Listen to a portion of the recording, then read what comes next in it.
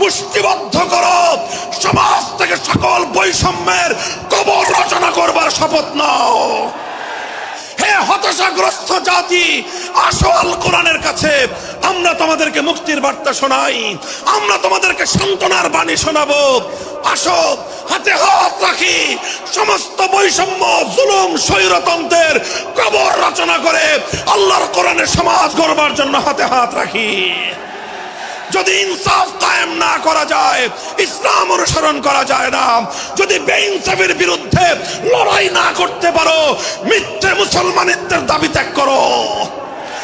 তুমি যদি ইনসাফের জন্য যুদ্ধ করতে না পারো, তুমি যদি বৈষম্যের বিরুদ্ধে লড়াই করার হিম্মত না রাখো, মুসলমানের মিথ্যা দাবি করা ভণ্ডামি ছাড়া কিছুই নয়।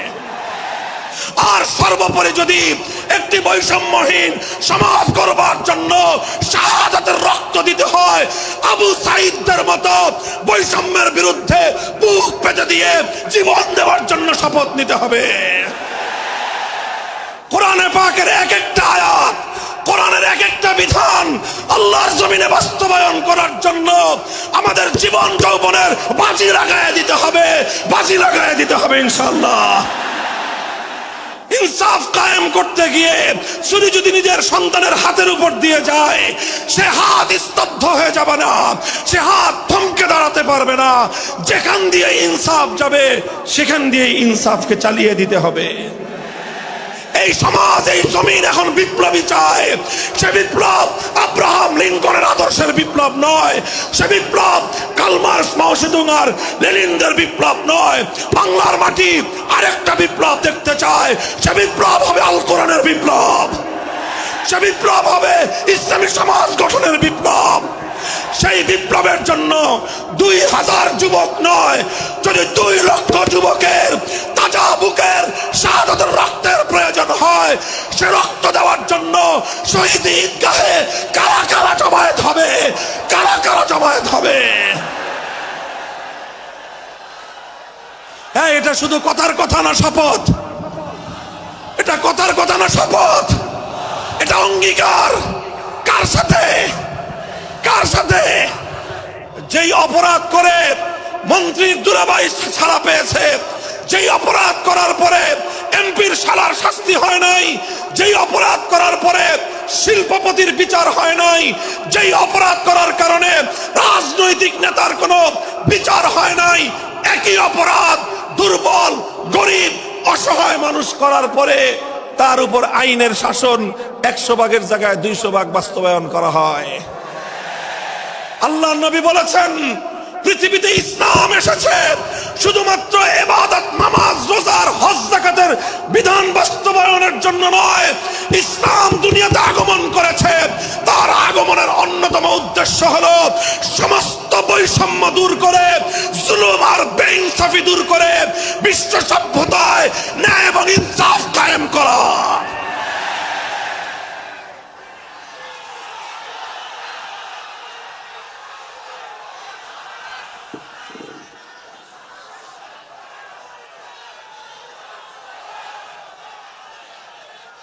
মনে রাখবেন, বৈষম্যহীন সমাজ গড়া এটা শুধু বৈষম্য বিরোধী ছাত্র নেতৃবৃন্দের দায়িত্ব নয়।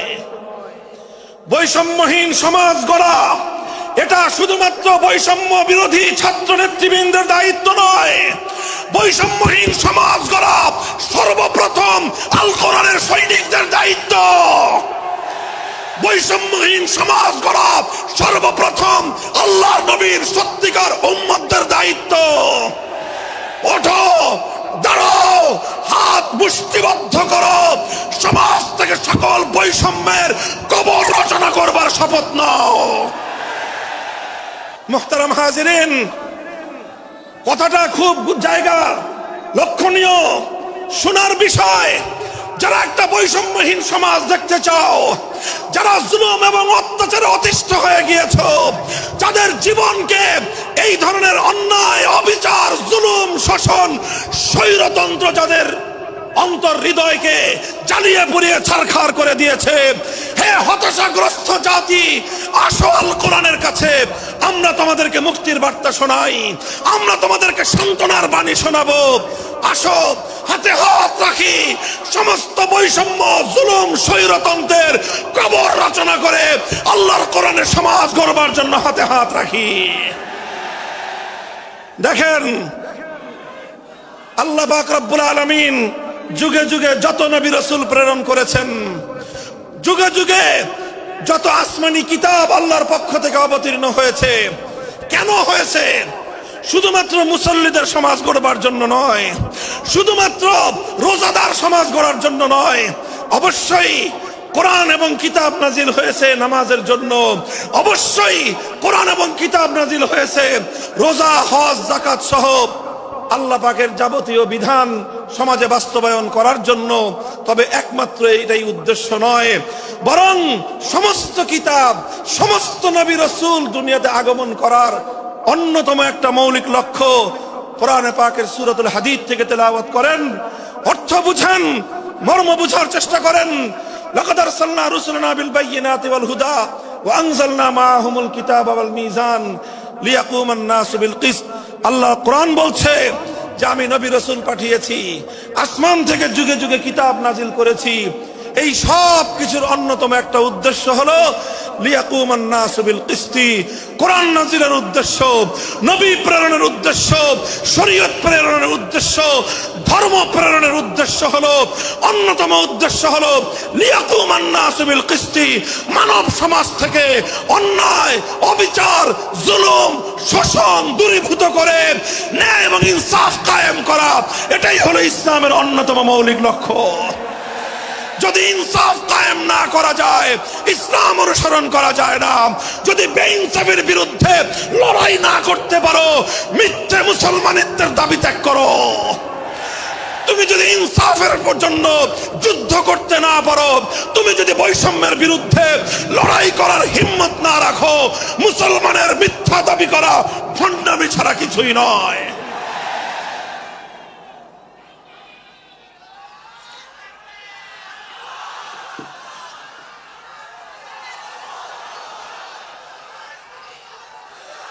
এই জন্য আমাদেরকে বুঝতে হবে, আমাদের জীবনের অন্যতম মিশন, যে জন্য আল্লাহ তার নবীদেরকে পাঠিয়েছেন, নবীদের জীবনের মিশন যা ছিল, নবীর উত্তরাধিকারী, নবীর অনুসারীদের জীবনের মিশনও সেটাই হবে। বলেন কথা ঠিক না বেঠিক? যে পথে গিয়েছে নবীদের জীবন, সে পথে যাবে আমাদের জীবন। যেটা ছিল নবীদের ভীষণ, সেটাই হবে আমাদের ভীষণ। যদি এটাই হয় সত্য কথা, এটাই যদি হয় শপথ, তবে বৈষম্যহীন সমাজ গড়বার জন্য যা করতে হয় তাই করা আমার আর তোমার জিম্মাদারি। যদি সেজন্য আমাদেরকে ঘাম ঝরাতে হয়, ঘাম ঝরানো আমাদের দায়িত্ব। আর যদি সেজন্য চোখের অস্ত্র দিতে হয়, চোখের অস্ত্র দেওয়া আমাদের দায়িত্ব। যদি সম্পদের কোরবানি করতে হয়, মাল সম্পদের কোরবানি করা, সেটাই আমাদের জীবনের দায়িত্ব এবং উদ্দেশ্য। আর সর্বোপরি যদি একটি বৈষম্যহীন সমাজ করবার জন্য শাহাদাতের রক্ত দিতে হয়, আবু সাঈদদের মতো বৈষম্যের বিরুদ্ধে বুক পেতে দিয়ে জীবন দেওয়ার জন্য শপথ নিতে হবে।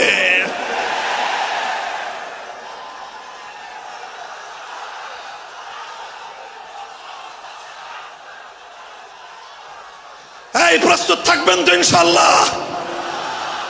আল্লাহর নবী বললেন এই বৈষম্য চলবে না, এই বৈষম্য জাহিলিয়াত, এই বৈষম্য মূর্খতা। সমাজের মধ্যে নিজের দলের লোক অন্যায় করলে পাগার পার, বিরোধী দলের লোক অন্যায় করলে আইনের শাসনে 100 ভাগের জায়গায় 200 ভাগ। নিজেরা অপরাধ করলে সেই অপরাধীকে ছাড়িয়ে নেওয়ার জন্য সমস্ত আয়োজন। বিপক্ষ মতের লোকজন অপরাধ না করা সত্ত্বেও তাদেরকে কেচোর মতো মাটির গর্ত থেকে ধরে এনে তাদেরকে বিচারের মুখোমুখি দাঁড় করানো, অন্যায় ভাবে তাদের জীবন থেকে তাদের যৌবনের সময়গুলো কেড়ে নেওয়া, বছরের পর বছর অন্ধকার কারা প্রকোষ্ঠে তাদেরকে বন্দী করে রাখা। এই জুলুম এবং অন্যায়ের অবসান যদি না ঘটাতে পারো, পুরুষ এবং যুবক মানুষ হিসেবে আল্লাহর কাছে জবাবদিহিতার সুযোগ থাকবে না। কাজেই তাফসীরুল কোরআন শুধুমাত্র কোরআনের তেলাওয়াতের জন্য নয়, তাফসীরুল কোরআন শুধু আল্লাহর কোরআনের মর্ম বোঝানোর জন্য নয়। আল্লাহর কোরআন তেলাওয়াত করতে হবে, মর্ম বুঝতে হবে, আর তালিমে হিকমতের কর্মসূচির অধীনে কোরআনে পাকের এক একটা আয়াত, কোরআনের এক একটা বিধান আল্লাহর জমিনে বাস্তবায়ন করার জন্য আমাদের জীবন যৌবনের বাজি লাগায় দিতে হবে ইনশাআল্লাহ। হযরত রাসূল আকরাম সাল্লাল্লাহু আলাইহি ওয়াসাল্লাম বলছিলাম, জাতির উদ্দেশ্যে প্রদত্ত মক্কা বিজয়ী মহাবীর আমিরুল মুমিনিন নবিয়ুল্লাহ খলিফাতুল্লাহ ফিল আরদ খলিফাতুল মুসলিমিন মুহাম্মদুর রাসূলুল্লাহ সাল্লাল্লাহু আলাইহি ওয়াসাল্লামের বক্তব্যের কথা। আল্লাহর নবী বললেন, বৈষম্যের কারণে আল্লাহ পাক রব্বুল আলামিন পৃথিবীর বহু জাতিকে ধ্বংস করে দিয়েছেন। সুতরাং শুনে রেখো, আমার দ্বারা বৈষম্য হবে না। শুধু আমার বংশের লোক দেখে, আমার গোত্রের লোক দেখে, আমার রক্তের আত্মীয়তার সূত্রের কারণে আমি অপরাধ প্রমাণিত হওয়ার পরেও তার উপর কোরআনের বিধান বাস্তবায়ন করব না, এটা আমার দ্বারা সম্ভব নয়। এরপরে আল্লাহর নবী যেই কথাটি বললেন, সেই কথা যদি আল্লাহর নবী হাদিসে না বলতেন, তাহলে সেই কথা উচ্চারণ করতে আমাদের জিহ্বা কেঁপে উঠত, আমাদের বক্ষ প্রকম্পিত হতো। আল্লাহর নবী বললেন, ওয়াল্লাহ লাউ আন্না ফাতিমাতা বিনতা মুহাম্মাদিন সারাকাত লাকাতাতু ইয়াদাহা, ওয়াল্লাহি লাউ আন্না ফাতিমাতা বিনতা মুহাম্মাদিন সারাকাত লাকাতাতু ইয়াদাহা। শুধু আমার দাদির গোত্র, আমার বংশের ফাতেমা নামনি মহিলা নয়, আজ যদি আমি মুহাম্মদুর রাসূলুল্লাহর কলিজার টুকরা মেয়ে, আমার জীবনের সবচেয়ে আদরের সন্তান ফাতেমা যদি আজকে চুরি করে ধরা পড়তো, আমি আল্লাহর শপথ করে বলি, আমি তার হাত কেটে দিতে এতটুকু দ্বিধা করতাম না। মুহতারাম হাজিরিন, এটাই হলো তালিমে হিকমত।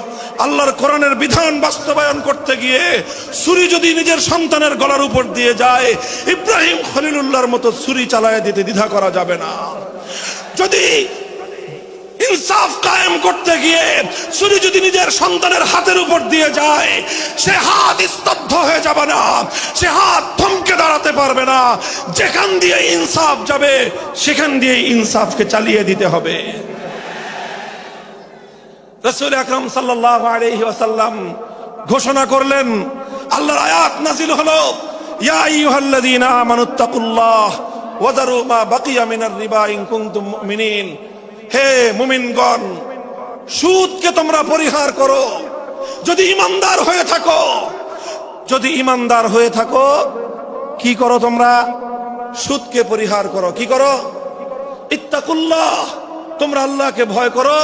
ওয়াজারু মা বাকিয়া মিনার রিবা, সুদের যা অবশিষ্ট আছে এই সব কিছু তোমরা পরিহার করো।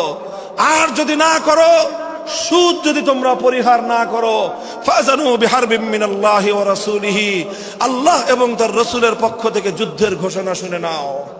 হে জাতি, হে মুসলিম সম্প্রদায়, আমরা তোমাদের কাছে পয়গাম পৌঁছে দিতে চাই। আল্লাহর উপর বিশ্বাসী জাতি, আল্লাহর নবীর উপর আস্থাশীল জাতি কোনোদিন সুদি কারবার করতে পারে না। সুদ ভিত্তিক অর্থ ব্যবস্থা দিয়ে তাদের সমাজ চলতে পারে না। আল্লাহর উপর বিশ্বাসীদের সমাজ যদি হয় সুদ ভিত্তিক, তার অর্থ হলো রাত দিন আল্লাহ এবং তার রাসূলের সঙ্গে তারা যুদ্ধে লিপ্ত। যেই মুসলিম জাতি আল্লাহর সাহায্য নিয়ে বিশ্বব্যাপী বিজয়ী হওয়ার স্বপ্ন দেখে, সে মুসলিম জাতি যদি স্বয়ং আল্লাহর সঙ্গে যুদ্ধে লিপ্ত থাকে, তাদের জীবনেও কল্যাণ এবং বিজয় আসার সম্ভাবনা নাই। এই জন্য মুসলিম জাতির উত্থানের জন্য মুসলমানদের বিজয়ের পূর্ব শর্ত হলো সুদ পরিহারের মাধ্যমে আল্লাহর সঙ্গে যুদ্ধ বন্ধ করতে হবে, আল্লাহর পক্ষ থেকে সাহায্য চাইতে হবে। কোরআনের আয়াত, সূরা বাকারার আয়াত, এই আয়াত নাজিল হওয়ার পরে আল্লাহর নবী শুধু তেলাওয়াত করে দায়িত্ব ক্ষান্ত করেন নাই, শুধু সুদের মর্ম বুঝিয়ে নিজের দায়িত্ব ক্ষান্ত করেন নাই। তৃতীয় দায়িত্ব তালিমে হিকমত, সুদকে সমাজ থেকে সমূলে উৎখাত করার উদ্যোগ নিয়েছেন। বলেন সুবহানাল্লাহ। শুধু আলোচনা করে বক্তৃতা দিয়ে নবীর দায়িত্ব শেষ হয় নাই, শুধুমাত্র তাফসীর করে দিয়ে নবীর দায়িত্ব ক্ষান্ত হয় নাই, বরং এক একটা বিধান, আল্লাহর এক একটা আয়াত কিভাবে সমাজে বাস্তবায়ন করা লাগে, করা যায়, নবীজি প্র্যাকটিক্যাল ভাবে তার উদ্যোগ গ্রহণ করেছেন। কিভাবে উদ্যোগ নিয়েছেন? সুদের বিরুদ্ধে কি উদ্যোগ নিয়েছিলেন? কিতাব উল্টান, হাদিসের কিতাব, বুখারী শরীফের হাদিস, নবীজি ঘোষণা দিলেন, আলা ইন্না রিবাল জাহিলিয়াতি মাওদুউন তাহতা কদামাইয়া। জাহিলিয়াতের যুগে যত সুদের কারবার চলতো, ইসলাম এবং আল কোরআনের সমাজ গড়বার পর সেই জাহিলি যুগের রীতি, সুদ ভিত্তিক অর্থ ব্যবস্থা মুসলিম সমাজে আর থাকতে পারে না। নবীজি বললেন, সুদের কবর রচনা করলাম আমি আমার পায়ের নিচে। আল্লাহ নবী আক্ষরিক অর্থে এ কথা বললেন, আমি আমার পায়ের নিচে সুদের কবর রচনা করলাম।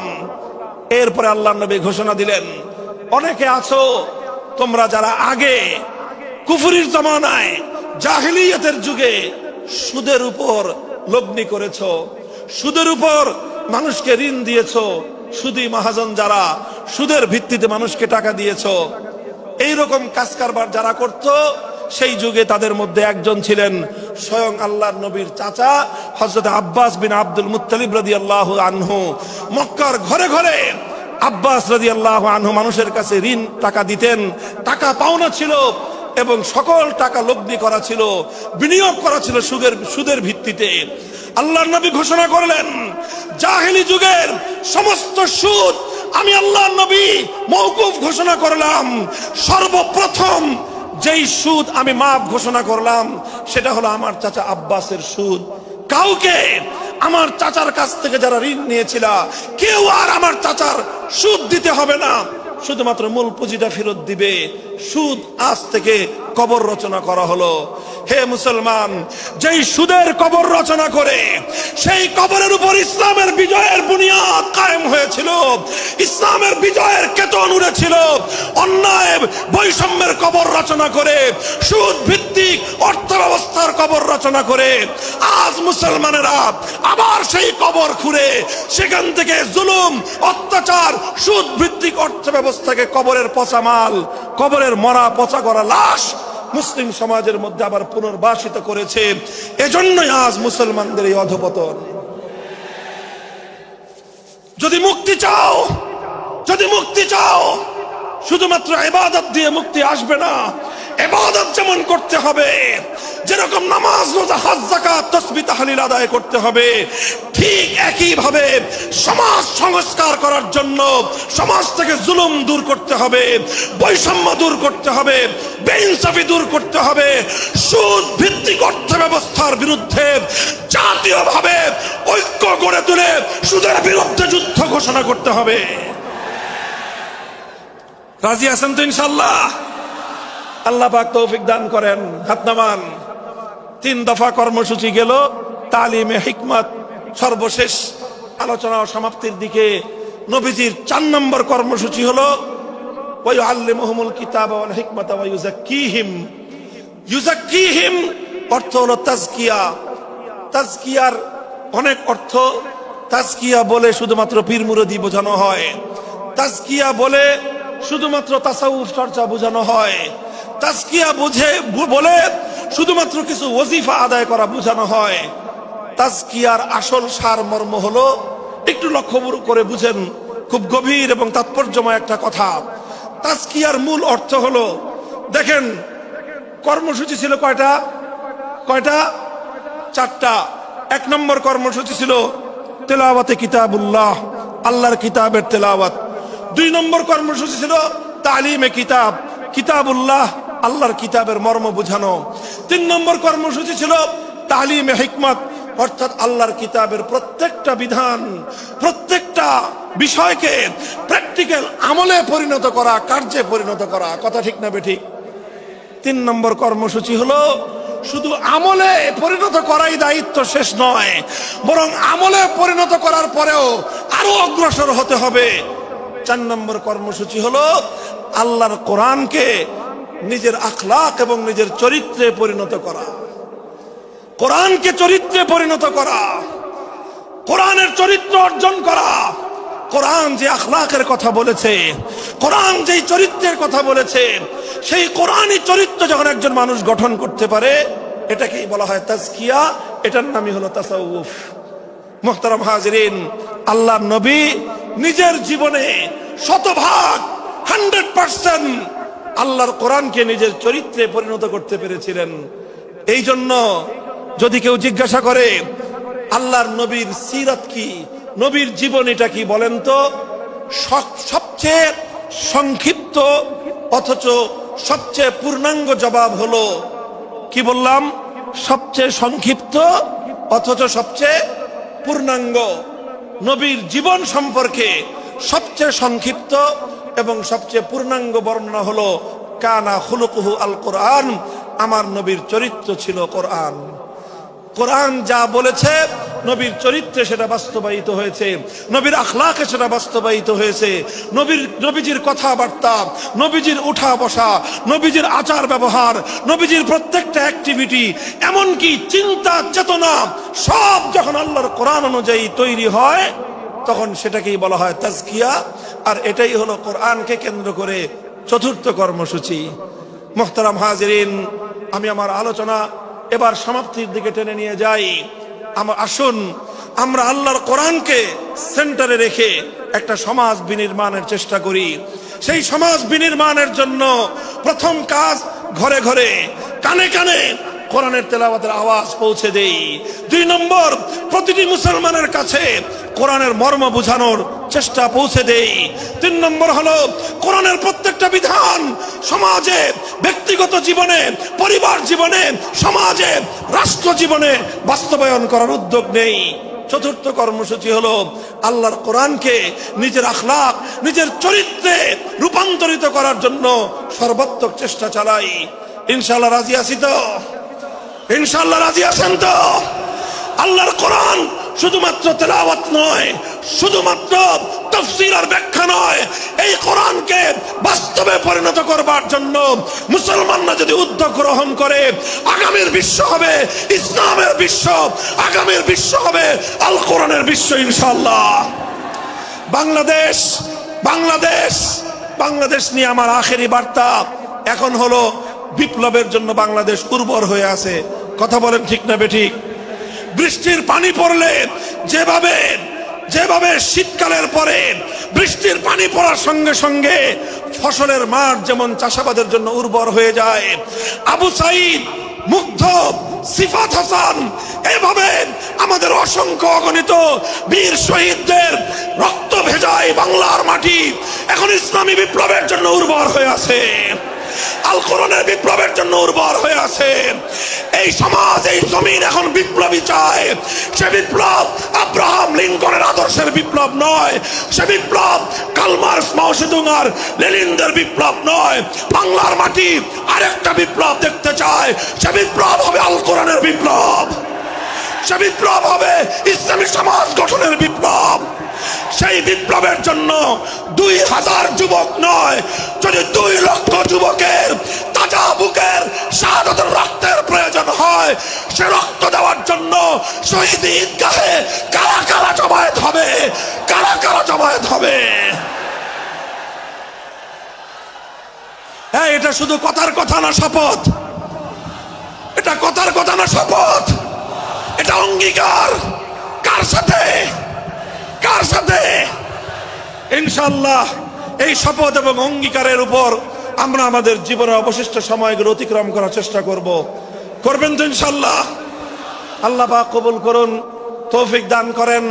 3 দিন ব্যাপী আজিমুস শান তাফসীরুল কোরআন মাহফিলের এই আয়োজন সার্থক হোক, ইসলামী সমাজ গঠনের জন্য এখান থেকে মানুষ অনুপ্রেরণা নিয়ে ঘরে ফিরুক, ঘরে ঘরে কোরআনের আলো, ঘরে ঘরে কোরআনের তেলাওয়াত, কোরআনের তালিম এবং কোরআনের হিকমতের আমল শুরু হোক। আল্লাহ আমাদের সকলকে গ্রহণ করুন, তৌফিক দান করেন। ওয়া আখিরু দাওয়ানা আলহামদুলিল্লাহি রাব্বিল আলামিন। সুবহানাল্লাহি ওয়া বিহামদিহি, সুবহানাকাল্লাহুম্মা বিহামদিক, আশহাদু আল্লা ইলাহা ইল্লা আনতা, আস্তাগফিরুকা ওয়া আতুবু ইলাইক। ওঠো, দাঁড়াও, হাত মুষ্টিবদ্ধ করো, সমাজ থেকে সকল বৈষম্যের কবর রচনা করবার শপথ নাও। হে হে হতাশাগ্রস্ত জাতি, আসো আল কোরআনের কাছে, আমরা তোমাদেরকে মুক্তির বার্তা শোনাই, আমরা তোমাদেরকে সান্ত্বনার বাণী শোনাবো। আসো হাতে হাত রাখি, সমস্ত বৈষম্য, জুলুম, স্বৈরতন্ত্রের কবর রচনা করে আল্লাহর কোরআনের সমাজ গড়বার জন্য হাতে হাত রাখি। যদি ইনসাফ কায়েম না করা যায়, ইসলাম অনুসরণ করা যায় না, যদি বেইনসাফের বিরুদ্ধে লড়াই না করতে পারো, মিথ্যে মুসলমানিত্বের দাবি ত্যাগ করো। তুমি যদি ইনসাফের জন্য যুদ্ধ করতে না পারো, তুমি যদি বৈষম্যের বিরুদ্ধে লড়াই করার হিম্মত না রাখো, মুসলমানের মিথ্যা দাবি করা ভণ্ডামি ছাড়া কিছুই নয়। আর সর্বোপরি যদি একটি বৈষম্যহীন সমাজ গড়বার জন্য শাহাদাতের রক্ত দিতে হয়, আবু সাঈদদের মতো বৈষম্যের বিরুদ্ধে বুক পেতে দিয়ে জীবন দেওয়ার জন্য শপথ নিতে হবে। কোরআনে পাকের এক একটা আয়াত, কোরআনের এক একটা বিধান আল্লাহর জমিনে বাস্তবায়ন করার জন্য আমাদের জীবন যৌবনের বাজি লাগায় দিতে হবে, বাজি লাগায় দিতে হবে ইনশাআল্লাহ। ইনসাফ কায়েম করতে গিয়ে ছুরি যদি নিজের সন্তানের হাতের উপর দিয়ে যায়, সে হাত স্তব্ধ হয়ে যাবে না, সে হাত থমকে দাঁড়াতে পারবে না। যেখান দিয়ে ইনসাফ যাবে সেখান দিয়ে ইনসাফকে চালিয়ে দিতে হবে। এই সমাজ, এই জমিন এখন বিপ্লবী চায়। সে বিপ্লব আব্রাহাম লিঙ্কনের আদর্শের বিপ্লব নয়, সে বিপ্লব কার্ল মার্কস, মাও সেতুং আর লেনিনদের বিপ্লব নয়। বাংলার মাটি আরেকটা বিপ্লব দেখতে চায়, সে বিপ্লব হবে আল কোরআনের বিপ্লব, সে বিপ্লব হবে ইসলামী সমাজ গঠনের বিপ্লব। সেই বিপ্লবের জন্য 2000 যুবক নয়, যদি 2 লক্ষ যুবকের তাজা বুকের শাহাদাতের রক্তের প্রয়োজন হয়, সে রক্ত দেওয়ার জন্য শহীদ ঈদগাহে কারা কারা জমায়েত হবে, কারা কারা জমায়েত হবে। হ্যাঁ, এটা শুধু কথার কথা না, শপথ। এটা কথার কথা না, শপথ। এটা অঙ্গীকার। কার সাথে? কার সাথে?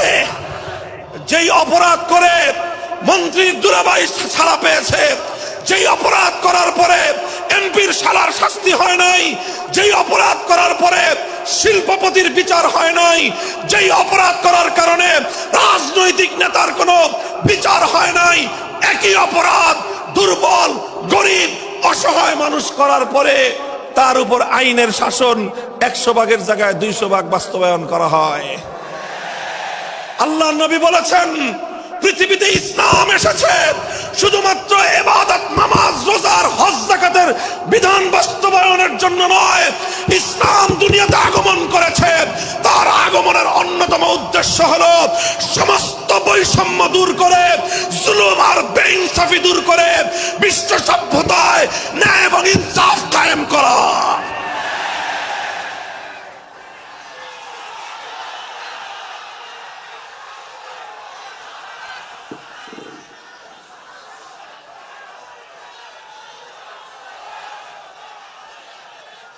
মনে রাখবেন, বৈষম্যহীন সমাজ গড়া এটা শুধু বৈষম্য বিরোধী ছাত্র নেতৃবৃন্দের দায়িত্ব নয়।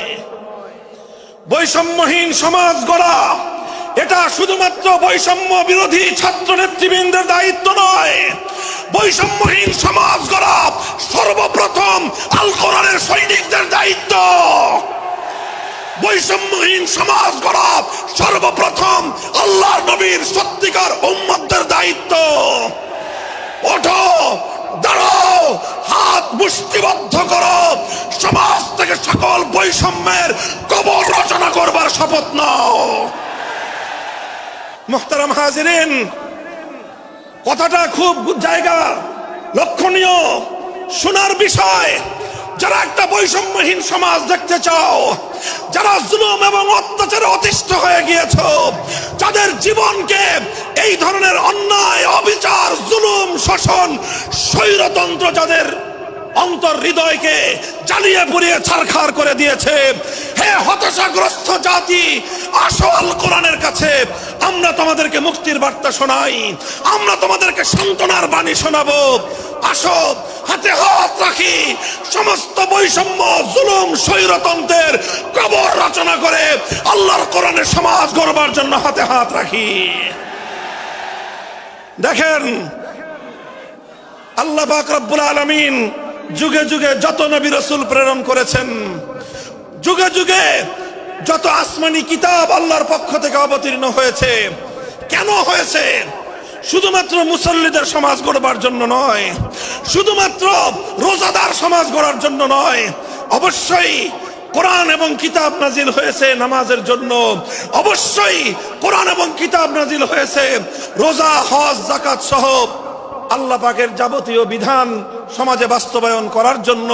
তবে একমাত্র এটাই উদ্দেশ্য নয়, বরং সমস্ত কিতাব, সমস্ত নবী রাসূল দুনিয়াতে আগমন করার অন্যতম একটা মৌলিক লক্ষ্য। কোরআনে পাকের সূরাতুল হাদীদ থেকে তেলাওয়াত করেন, অর্থ বুঝেন, মর্ম বুঝার চেষ্টা করেন। লাকাদ আরসালনা রুসুলানা বিল বায়িনাতি ওয়াল হুদা ওয়া আনজালনা মাআহুমুল কিতাবা ওয়াল মিজান লিয়াকুমান নাসু বিল কিসত। আল্লাহ কোরআন বলছে যে আমি নবী রাসূল পাঠিয়েছি, আসমান থেকে যুগে যুগে কিতাব নাজিল করেছি। এই সব কিছুর অন্যতম একটা উদ্দেশ্য হলো লিয়াকুমান নাসু বিল কিসতি। কোরআন নাজিলের উদ্দেশ্য, নবী প্রেরণের উদ্দেশ্য, শরীয়ত প্রেরণের উদ্দেশ্য, ধর্ম প্রেরণের উদ্দেশ্য হলো, অন্যতম উদ্দেশ্য হলো লিয়াকুমান নাসু বিল কিসতি। মানব সমাজ থেকে অন্যায়, অবিচার, জুলুম, শোষণ দূরীভূত করে ন্যায় এবং ইনসাফ কায়েম করা, এটাই হলো ইসলামের অন্যতম মৌলিক লক্ষ্য। যদি ইনসাফ কায়েম না করা যায়, ইসলাম অনুসরণ করা যায় না। যদি বেইনসাফের বিরুদ্ধে লড়াই না করতে পারো, মিথ্যে মুসলমানিত্বের দাবি ত্যাগ করো। তুমি যদি ইনসাফের জন্য যুদ্ধ করতে না পারো, তুমি যদি বৈষম্যের বিরুদ্ধে লড়াই করার হিম্মত না রাখো, মুসলমানের মিথ্যা দাবি করা ভণ্ডামি ছাড়া কিছুই নয়।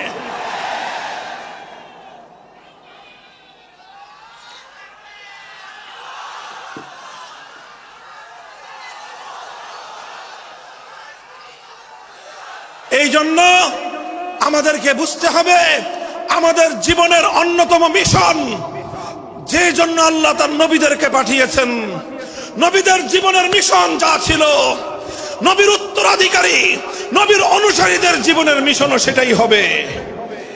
বলেন কথা ঠিক না বেঠিক? যে পথে গিয়েছে নবীদের জীবন, সে পথে যাবে আমাদের জীবন।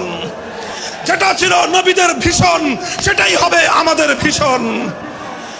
যদি এটাই হয় সত্য কথা, এটাই যদি হয় শপথ, তবে বৈষম্যহীন সমাজ গড়বার জন্য যা করতে হয় তাই করা আমার আর তোমার জিম্মাদারি।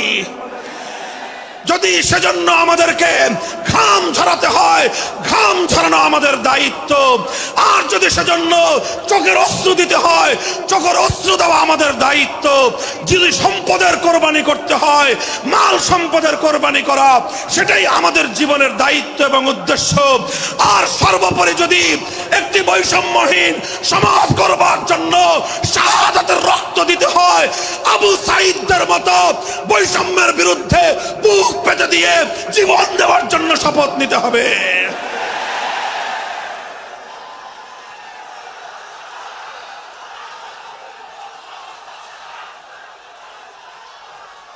এই প্রস্তুত থাকবেন তো ইনশাআল্লাহ?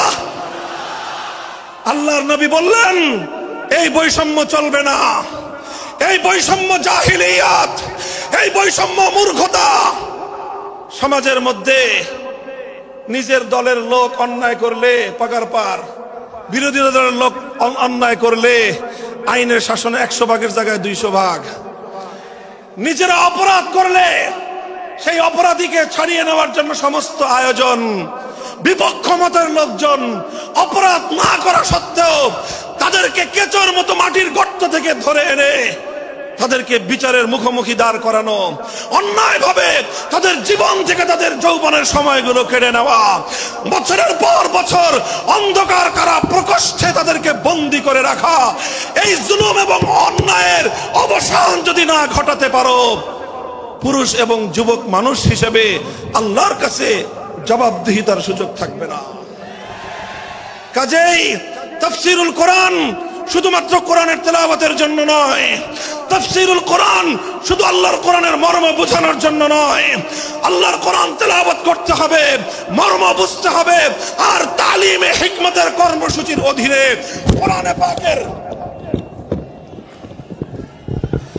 কোরআনে পাকের এক একটা আয়াত, কোরআনের এক একটা বিধান আল্লাহর জমিনে বাস্তবায়ন করার জন্য আমাদের জীবন যৌবনের বাজি লাগায় দিতে হবে, বাজি লাগায় দিতে হবে ইনশাআল্লাহ। হযরত রাসূল আকরাম সাল্লাল্লাহু আলাইহি ওয়াসাল্লাম বলছিলাম, জাতির উদ্দেশ্যে প্রদত্ত মক্কা বিজয়ী মহাবীর আমিরুল মুমিনিন নবিয়ুল্লাহ খলিফাতুল্লাহ ফিল আরদ খলিফাতুল মুসলিমিন মুহাম্মদুর রাসূলুল্লাহ সাল্লাল্লাহু আলাইহি ওয়াসাল্লামের বক্তব্যের কথা। আল্লাহর নবী বললেন, বৈষম্যের কারণে আল্লাহ পাক রব্বুল আলামিন পৃথিবীর বহু জাতিকে ধ্বংস করে দিয়েছেন। সুতরাং শুনে রেখো, আমার দ্বারা বৈষম্য হবে না।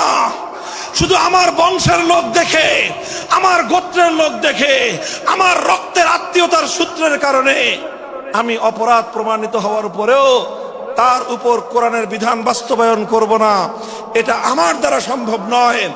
এরপরে আল্লাহর নবী যেই কথাটি বললেন, সেই কথা যদি আল্লাহর নবী হাদিসে না বলতেন, তাহলে সেই কথা উচ্চারণ করতে আমাদের জিহ্বা কেঁপে উঠত, আমাদের বক্ষ প্রকম্পিত হতো।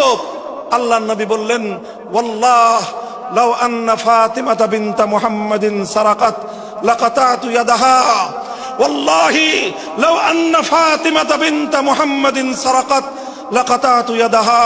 শুধু আমার দাদির গোত্র, আমার বংশের ফাতেমা নামনি মহিলা নয়, আজ যদি আমি মুহাম্মদুর রাসূলুল্লাহর কলিজার টুকরা মেয়ে, আমার জীবনের সবচেয়ে আদরের সন্তান ফাতেমা যদি আজকে চুরি করে ধরা পড়তো, আমি আল্লাহর শপথ করে বলি, আমি তার হাত কেটে দিতে এতটুকু দ্বিধা করতাম না। মুহতারাম হাজিরিন, এটাই হলো তালিমে হিকমত। আল্লাহর কোরআনের বিধান বাস্তবায়ন করতে গিয়ে ছুরি যদি নিজের সন্তানের গলার উপর দিয়ে যায়, ইব্রাহিম খলিলুল্লাহর মতো ছুরি চালায় দিতে দ্বিধা করা যাবে না। যদি ইনসাফ কায়েম করতে গিয়ে ছুরি যদি নিজের সন্তানের হাতের উপর দিয়ে যায়, সে হাত স্তব্ধ হয়ে যাবে না, সে হাত থমকে দাঁড়াতে পারবে না। যেখান দিয়ে ইনসাফ যাবে, সেখান দিয়ে ইনসাফকে চালিয়ে দিতে হবে। রাসূল আকরাম সাল্লাল্লাহু আলাইহি ওয়াসাল্লাম ঘোষণা করলেন, আল্লাহর আয়াত নাযিল হলো, ইয়া আইয়ুহাল্লাযীনা আমানুত্তাকুল্লাহ ওয়া যারু মা বাকিয়া মিনার রিবা ইন কুনতুম মুমিনিন। হে মুমিনগণ, সুদকে তোমরা পরিহার করো যদি ঈমানদার হয়ে থাকো। যদি ঈমানদার হয়ে থাকো, কি করো তোমরা? সুদকে পরিহার করো। কি করো? ইত্তাকুল্লাহ, তোমরা আল্লাহকে ভয় করো। ওয়াজারু মা বাকিয়া মিনার রিবা, সুদের যা অবশিষ্ট আছে এই সব কিছু তোমরা পরিহার করো। আর যদি না করো, সুদ যদি তোমরা পরিহার না করো, ফাজানু বিহারবিম মিনাল্লাহি ওয়া রাসূলিহি, আল্লাহ এবং তার রাসূলের পক্ষ থেকে যুদ্ধের ঘোষণা শুনে নাও। হে জাতি, হে মুসলিম সম্প্রদায়, আমরা তোমাদের কাছে পয়গাম পৌঁছে দিতে চাই, আল্লাহর উপর বিশ্বাসী জাতি, আল্লাহর নবীর উপর আস্থাশীল জাতি কোনোদিন সুদি কারবার করতে পারে না। সুদ ভিত্তিক অর্থ ব্যবস্থা দিয়ে তাদের সমাজ চলতে পারে না। আল্লাহর উপর বিশ্বাসীদের সমাজ যদি হয় সুদ ভিত্তিক, তার অর্থ হলো রাত দিন আল্লাহ এবং তার রাসূলের সঙ্গে তারা যুদ্ধে লিপ্ত। যেই মুসলিম জাতি আল্লাহর সাহায্য নিয়ে বিশ্বব্যাপী বিজয়ী হওয়ার স্বপ্ন দেখে, সে মুসলিম জাতি যদি স্বয়ং আল্লাহর সঙ্গে যুদ্ধে লিপ্ত থাকে, তাদের জীবনেও কল্যাণ এবং বিজয় আসার সম্ভাবনা নাই। এই জন্য মুসলিম জাতির উত্থানের জন্য মুসলমানদের বিজয়ের পূর্ব শর্ত হলো সুদ পরিহারের মাধ্যমে আল্লাহর সঙ্গে যুদ্ধ বন্ধ করতে হবে, আল্লাহর পক্ষ থেকে সাহায্য চাইতে হবে। কোরআনের আয়াত, সূরা বাকারার আয়াত, এই আয়াত নাজিল হওয়ার পরে আল্লাহর নবী শুধু তেলাওয়াত করে দায়িত্ব ক্ষান্ত করেন নাই, শুধু সুদের মর্ম বুঝিয়ে নিজের দায়িত্ব ক্ষান্ত করেন নাই। তৃতীয় দায়িত্ব তালিমে হিকমত, সুদকে সমাজ থেকে সমূলে উৎখাত করার উদ্যোগ নিয়েছেন। বলেন সুবহানাল্লাহ। শুধু আলোচনা করে, বক্তৃতা দিয়ে নবীর দায়িত্ব শেষ হয় নাই, শুধুমাত্র তাফসীর করে দিয়ে নবীর দায়িত্ব ক্ষান্ত হয় নাই, বরং এক একটা বিধান, আল্লাহর এক একটা আয়াত কিভাবে সমাজে বাস্তবায়ন করা লাগে, করা যায়, নবীজি প্র্যাকটিক্যাল ভাবে তার উদ্যোগ গ্রহণ করেছেন। কিভাবে উদ্যোগ নিয়েছেন? সুদের বিরুদ্ধে কি উদ্যোগ নিয়েছিলেন? কিতাব উল্টান, হাদিসের কিতাব, বুখারী শরীফের হাদিস, নবীজি ঘোষণা দিলেন, আলা ইন্না রিবাল জাহিলিয়াতি মাওদুউন তাহতা কদামাইয়া। জাহিলিয়াতের যুগে যত সুদের কারবার চলতো, ইসলাম এবং আল কোরআনের সমাজ গড়বার পর সেই জাহিলি যুগের রীতি, সুদ ভিত্তিক অর্থ ব্যবস্থা মুসলিম সমাজে আর থাকতে পারে না। নবীজি বললেন, সুদের কবর রচনা করলাম আমি আমার পায়ের নিচে। আল্লাহ নবী আক্ষরিক অর্থে কথা বললেন, আমি আমার পায়ের নিচে সুদের কবর রচনা করলাম।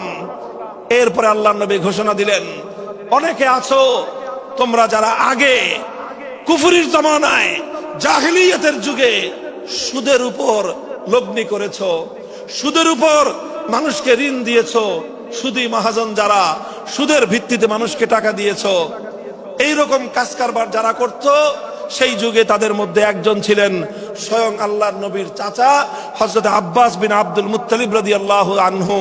মক্কার ঘরে ঘরে আব্বাস রাদিয়াল্লাহু আনহু মানুষের কাছে ঋণ টাকা দিতেন, টাকা পাওনা ছিল এবং সকল টাকা লগ্নি করা ছিল, বিনিয়োগ করা ছিল সুদের ভিত্তিতে।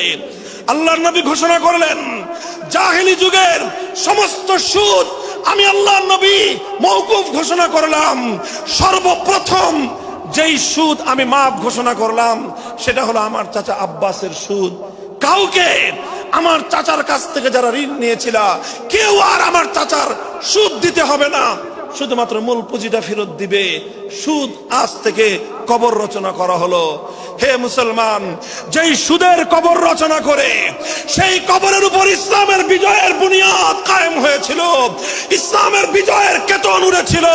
অন্যায় বৈষম্যের কবর রচনা করে, সুদ ভিত্তিক অর্থ ব্যবস্থার কবর রচনা করে আজ মুসলমানেরা আবার সেই কবর খুঁড়ে সেখান থেকে জুলুম, অত্যাচার, সুদ ভিত্তিক অর্থ ব্যবস্থাকে কবরের পচা মাল, কবরের মরা পচা করা লাশ মুসলিম সমাজের মধ্যে আবার পুনর্বাসিত করেছে। এজন্যই আজ মুসলমানদের এই অধপতন। যদি মুক্তি চাও, যদি মুক্তি চাও, শুধুমাত্র ইবাদত দিয়ে মুক্তি আসবে না। ইবাদত যেমন করতে হবে, যেরকম নামাজ, রোজা, হজ, যাকাত, তাসবিহ, তাহলিল আদায় করতে হবে, ঠিক একই ভাবে সমাজ সংস্কার করার জন্য সমাজ থেকে জুলুম দূর করতে হবে, বৈষম্য দূর করতে হবে, বেইনসাফি দূর করতে হবে, সুদ ভিত্তিক অর্থ ব্যবস্থার বিরুদ্ধে জাতীয়ভাবে ঐক্য গড়ে তুলে সুদের বিরুদ্ধে যুদ্ধ ঘোষণা করতে হবে। রাজি আছেন তো ইনশাআল্লাহ? আল্লাহ পাক তৌফিক দান করেন। হাত নামান। 3 দফা কর্মসূচি গেল, তালিমে হিকমত সর্বশেষ আলোচনা ও সমাপ্তির দিকে।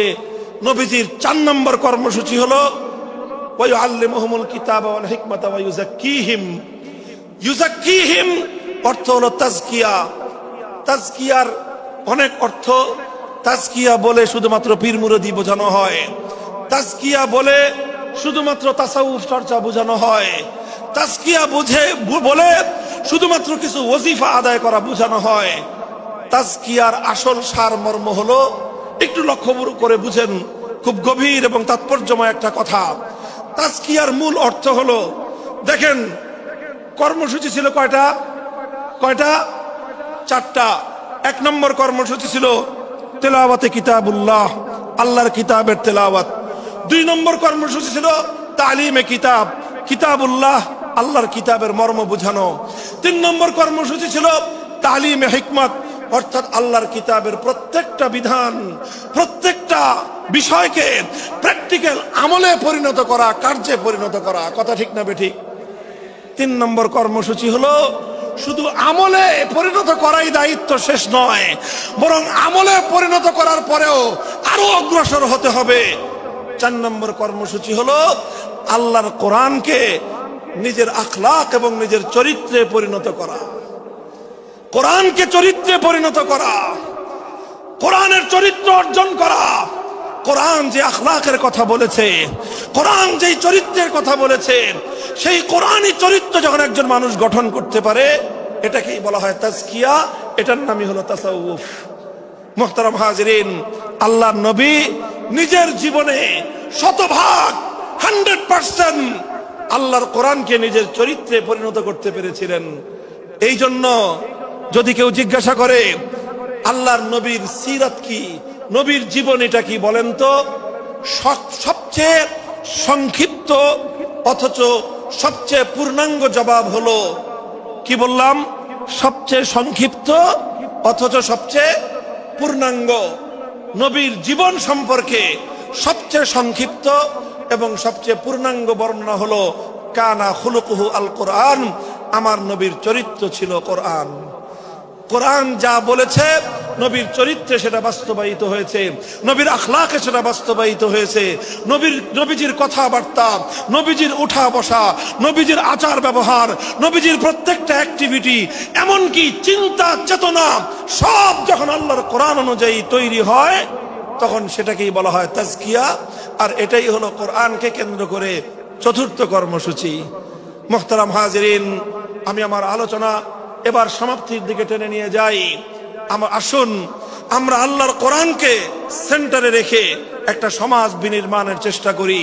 সেই সমাজ বিনির্মাণের জন্য প্রথম কাজ, ঘরে ঘরে কানে কানে কোরআনের তেলাওয়াতের আওয়াজ পৌঁছে দেই। 2 নম্বর, প্রতিটি মুসলমানের কাছে কোরআনের মর্ম বোঝানোর চেষ্টা পৌঁছে দেই।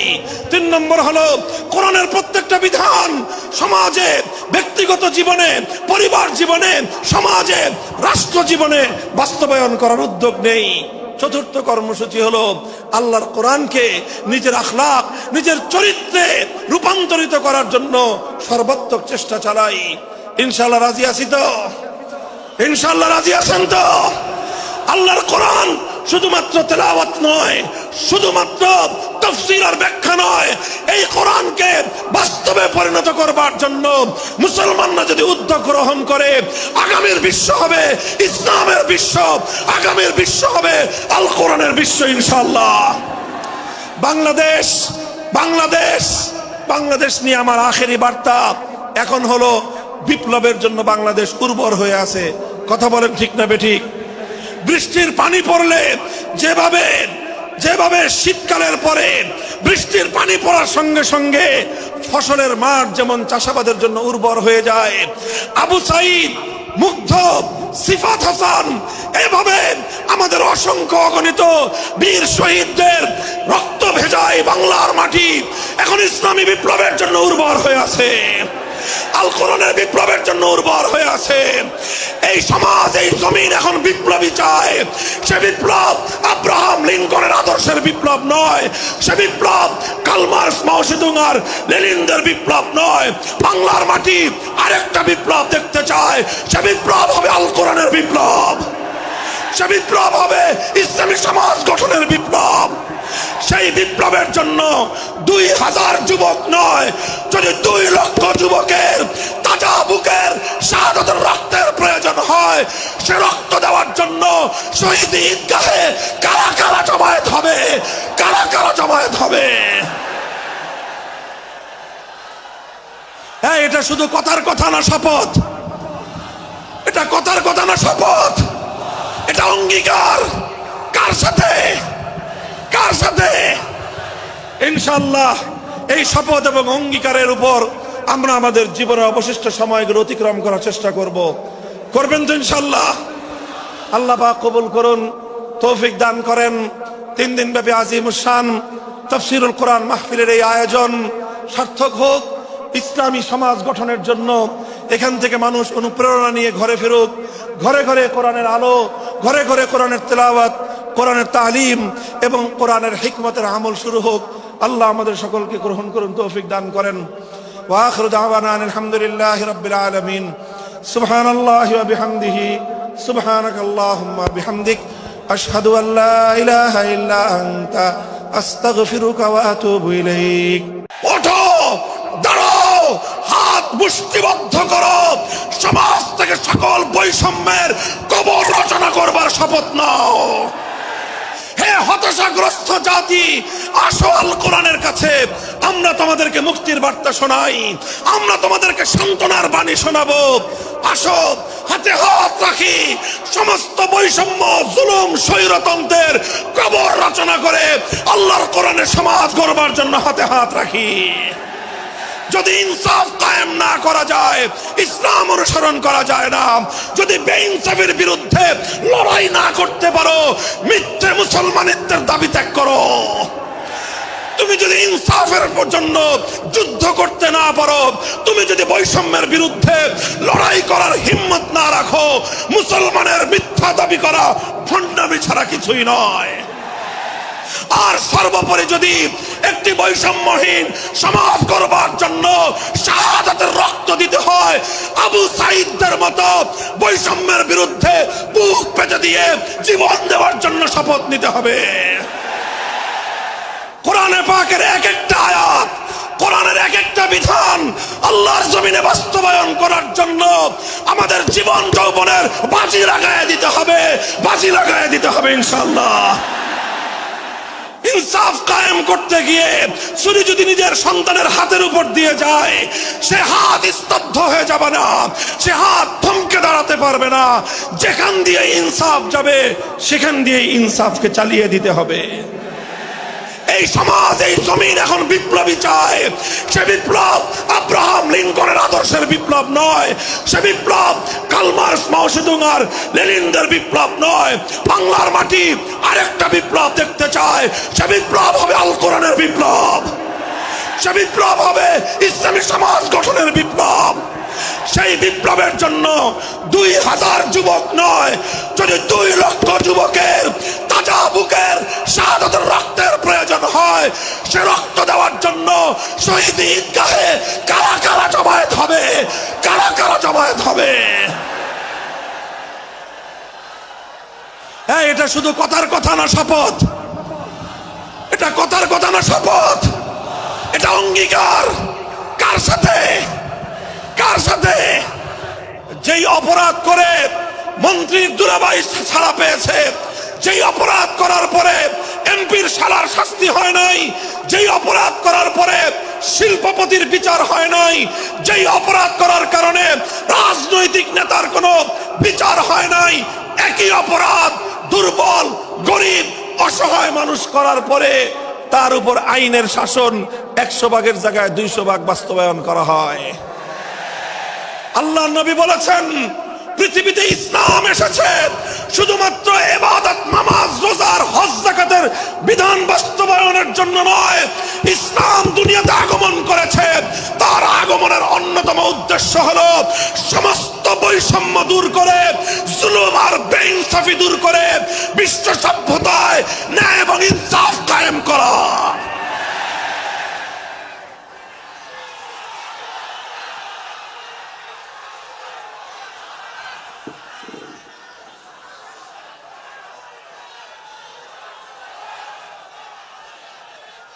মনে রাখবেন, বৈষম্যহীন সমাজ গড়া এটা শুধু বৈষম্য বিরোধী ছাত্র নেতৃবৃন্দের দায়িত্ব নয়। বৈষম্যহীন সমাজ গড়া এটা শুধুমাত্র বৈষম্য বিরোধী ছাত্র নেতৃবৃন্দের দায়িত্ব নয়। বৈষম্যহীন সমাজ গড়া সর্বপ্রথম আল কোরআনের সৈনিকদের দায়িত্ব। বৈষম্যহীন সমাজ গড়া সর্বপ্রথম আল্লাহর নবীর সত্যিকার উম্মতদের দায়িত্ব। ওঠো, দাঁড়াও, হাত মুষ্টিবদ্ধ করো, সমাজ থেকে সকল বৈষম্যের কবর রচনা করবার শপথ নাও। মুহতারাম হাজিরিন, কথাটা খুব জায়গা লক্ষণীয়, শোনার বিষয়।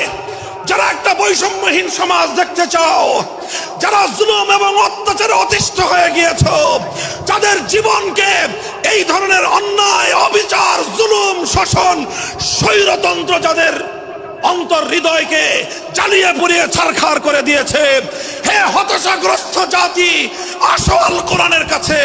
আমরা তোমাদেরকে মুক্তির বার্তা শোনাই, আমরা তোমাদেরকে সান্ত্বনার বাণী শোনাবো। আসো হাতে হাত রাখি, সমস্ত বৈষম্য, জুলুম, স্বৈরতন্ত্রের কবর রচনা করে আল্লাহর কোরআনের সমাজ গড়বার জন্য হাতে হাত রাখি। দেখেন, আল্লাহ পাক রব্বুল আলামিন যুগে যুগে যত নবী রাসূল প্রেরণ করেছেন, যুগে যুগে যত আসমানি কিতাব আল্লাহর পক্ষ থেকে অবতীর্ণ হয়েছে, কেন হয়েছে? শুধুমাত্র মুসল্লিদের সমাজ গড়বার জন্য নয়, শুধুমাত্র রোজাদার সমাজ গড়ার জন্য নয়, অবশ্যই কোরআন এবং কিতাব নাজিল হয়েছে নামাজের জন্য, অবশ্যই কোরআন এবং কিতাব নাজিল হয়েছে রোজা, হজ, যাকাত সহ আল্লাহ পাকের যাবতীয় বিধান সমাজে বাস্তবায়ন করার জন্য। তবে একমাত্র এটাই উদ্দেশ্য নয়, বরং সমস্ত কিতাব, সমস্ত নবী রাসূল দুনিয়াতে আগমন করার অন্যতম একটা মৌলিক লক্ষ্য। কোরআনে পাকের সূরাতুল হাদীদ থেকে তেলাওয়াত করেন, অর্থ বুঝেন, মর্ম বুঝার চেষ্টা করেন। লাকাদ আরসালনা রুসুলানা বিল বায়িনাতি ওয়াল হুদা ওয়া আনজালনা মাআহুমুল কিতাবা ওয়াল মিজান লিয়াকুমান নাসু বিল কিসত। আল্লাহ কোরআন বলছে যে আমি নবী রাসূল পাঠিয়েছি, আসমান থেকে যুগে যুগে কিতাব নাজিল করেছি। এই সব কিছুর অন্যতম একটা উদ্দেশ্য হলো লিয়াকুমান নাসু বিল কিসতি। কোরআন নাজিলের উদ্দেশ্য, নবী প্রেরণের উদ্দেশ্য, শরীয়ত প্রেরণের উদ্দেশ্য, ধর্ম প্রেরণের উদ্দেশ্য হলো, অন্যতম উদ্দেশ্য হলো লিয়াকুমান নাসু বিল কিসতি। মানব সমাজ থেকে অন্যায়, অবিচার, জুলুম, শোষণ দূরীভূত করে ন্যায় এবং ইনসাফ কায়েম করা, এটাই হলো ইসলামের অন্যতম মৌলিক লক্ষ্য। যদি ইনসাফ কায়েম না করা যায়, ইসলাম অনুসরণ করা যায় না। যদি বেইনসাফের বিরুদ্ধে লড়াই না করতে পারো, মিথ্যে মুসলমানিত্বের দাবি ত্যাগ করো। তুমি যদি ইনসাফের জন্য যুদ্ধ করতে না পারো, তুমি যদি বৈষম্যের বিরুদ্ধে লড়াই করার হিম্মত না রাখো, মুসলমানের মিথ্যা দাবি করা ভণ্ডামি ছাড়া কিছুই নয়।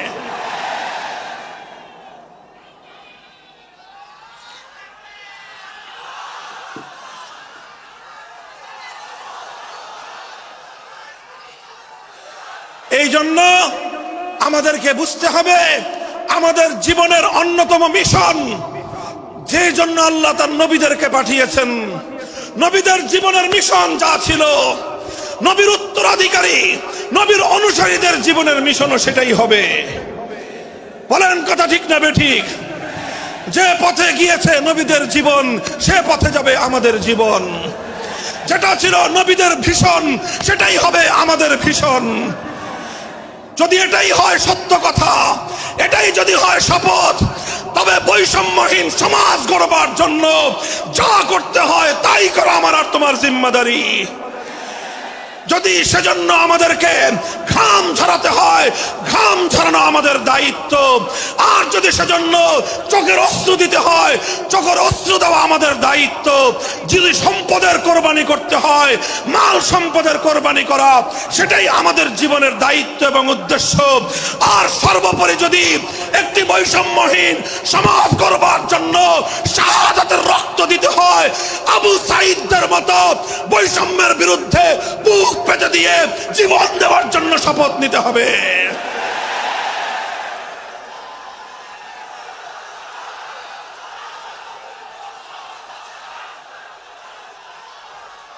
এই প্রস্তুত থাকবেন তো ইনশাআল্লাহ? আল্লাহর নবী বললেন এই বৈষম্য চলবে না, এই বৈষম্য জাহিলিয়াত, এই বৈষম্য মূর্খতা।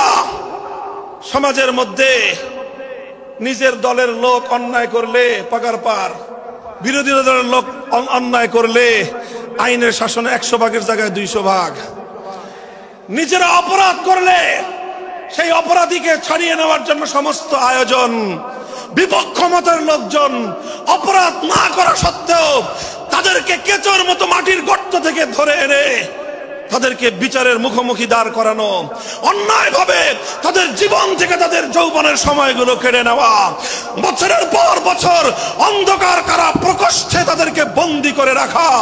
এই জুলুম এবং অন্যায়ের অবসান যদি না ঘটাতে পারো, পুরুষ এবং যুবক মানুষ হিসেবে আল্লাহর কাছে জবাবদিহিতার সুযোগ থাকবে না। কাজেই তাফসীরুল কোরআন শুধুমাত্র কোরআনের তেলাওয়াতের জন্য নয়, তাফসীরুল কোরআন শুধু আল্লাহর কোরআনের মর্ম বোঝানোর জন্য নয়। আল্লাহর কোরআন তেলাওয়াত করতে হবে, মর্ম বুঝতে হবে, আর তালিমে হিকমতের কর্মসূচির অধীনে কোরআনে পাকের পাকের এক একটা আয়াত, কোরআনের এক একটা বিধান আল্লাহর জমিনে বাস্তবায়ন করার জন্য আমাদের জীবন যৌবনের বাজি লাগায় দিতে হবে, বাজি লাগায় দিতে হবে ইনশাআল্লাহ। হযরত রাসূল আকরাম সাল্লাল্লাহু আলাইহি ওয়াসাল্লাম বলছিলাম, জাতির উদ্দেশ্যে প্রদত্ত মক্কা বিজয়ী মহাবীর আমিরুল মুমিনিন নবিয়ুল্লাহ খলিফাতুল্লাহ ফিল আরদ খলিফাতুল মুসলিমিন মুহাম্মদুর রাসূলুল্লাহ সাল্লাল্লাহু আলাইহি ওয়াসাল্লামের বক্তব্যের কথা আল্লাহর নবী বললেন, বৈষম্যের কারণে আল্লাহ পাক রব্বুল আলামিন পৃথিবীর বহু জাতিকে ধ্বংস করে দিয়েছেন। সুতরাং শুনে রেখো, আমার দ্বারা বৈষম্য হবে না।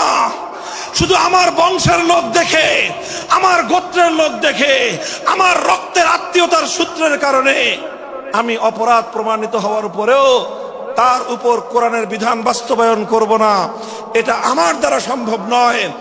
এরপরে আল্লাহর নবী যেই কথাটি বললেন, সেই কথা যদি আল্লাহর নবী হাদিসে না বলতেন, তাহলে সেই কথা উচ্চারণ করতে আমাদের জিহ্বা কেঁপে উঠত, আমাদের বক্ষ প্রকম্পিত হতো। আল্লাহর নবী বললেন, ওয়াল্লাহ লাউ আন্না ফাতিমাতা বিনতা মুহাম্মাদিন সারাকাত লাকাতাতু ইয়াদাহা, ওয়াল্লাহি লাউ আন্না ফাতিমাতা বিনতা মুহাম্মাদিন সারাকাত লাকাতাতু ইয়াদাহা।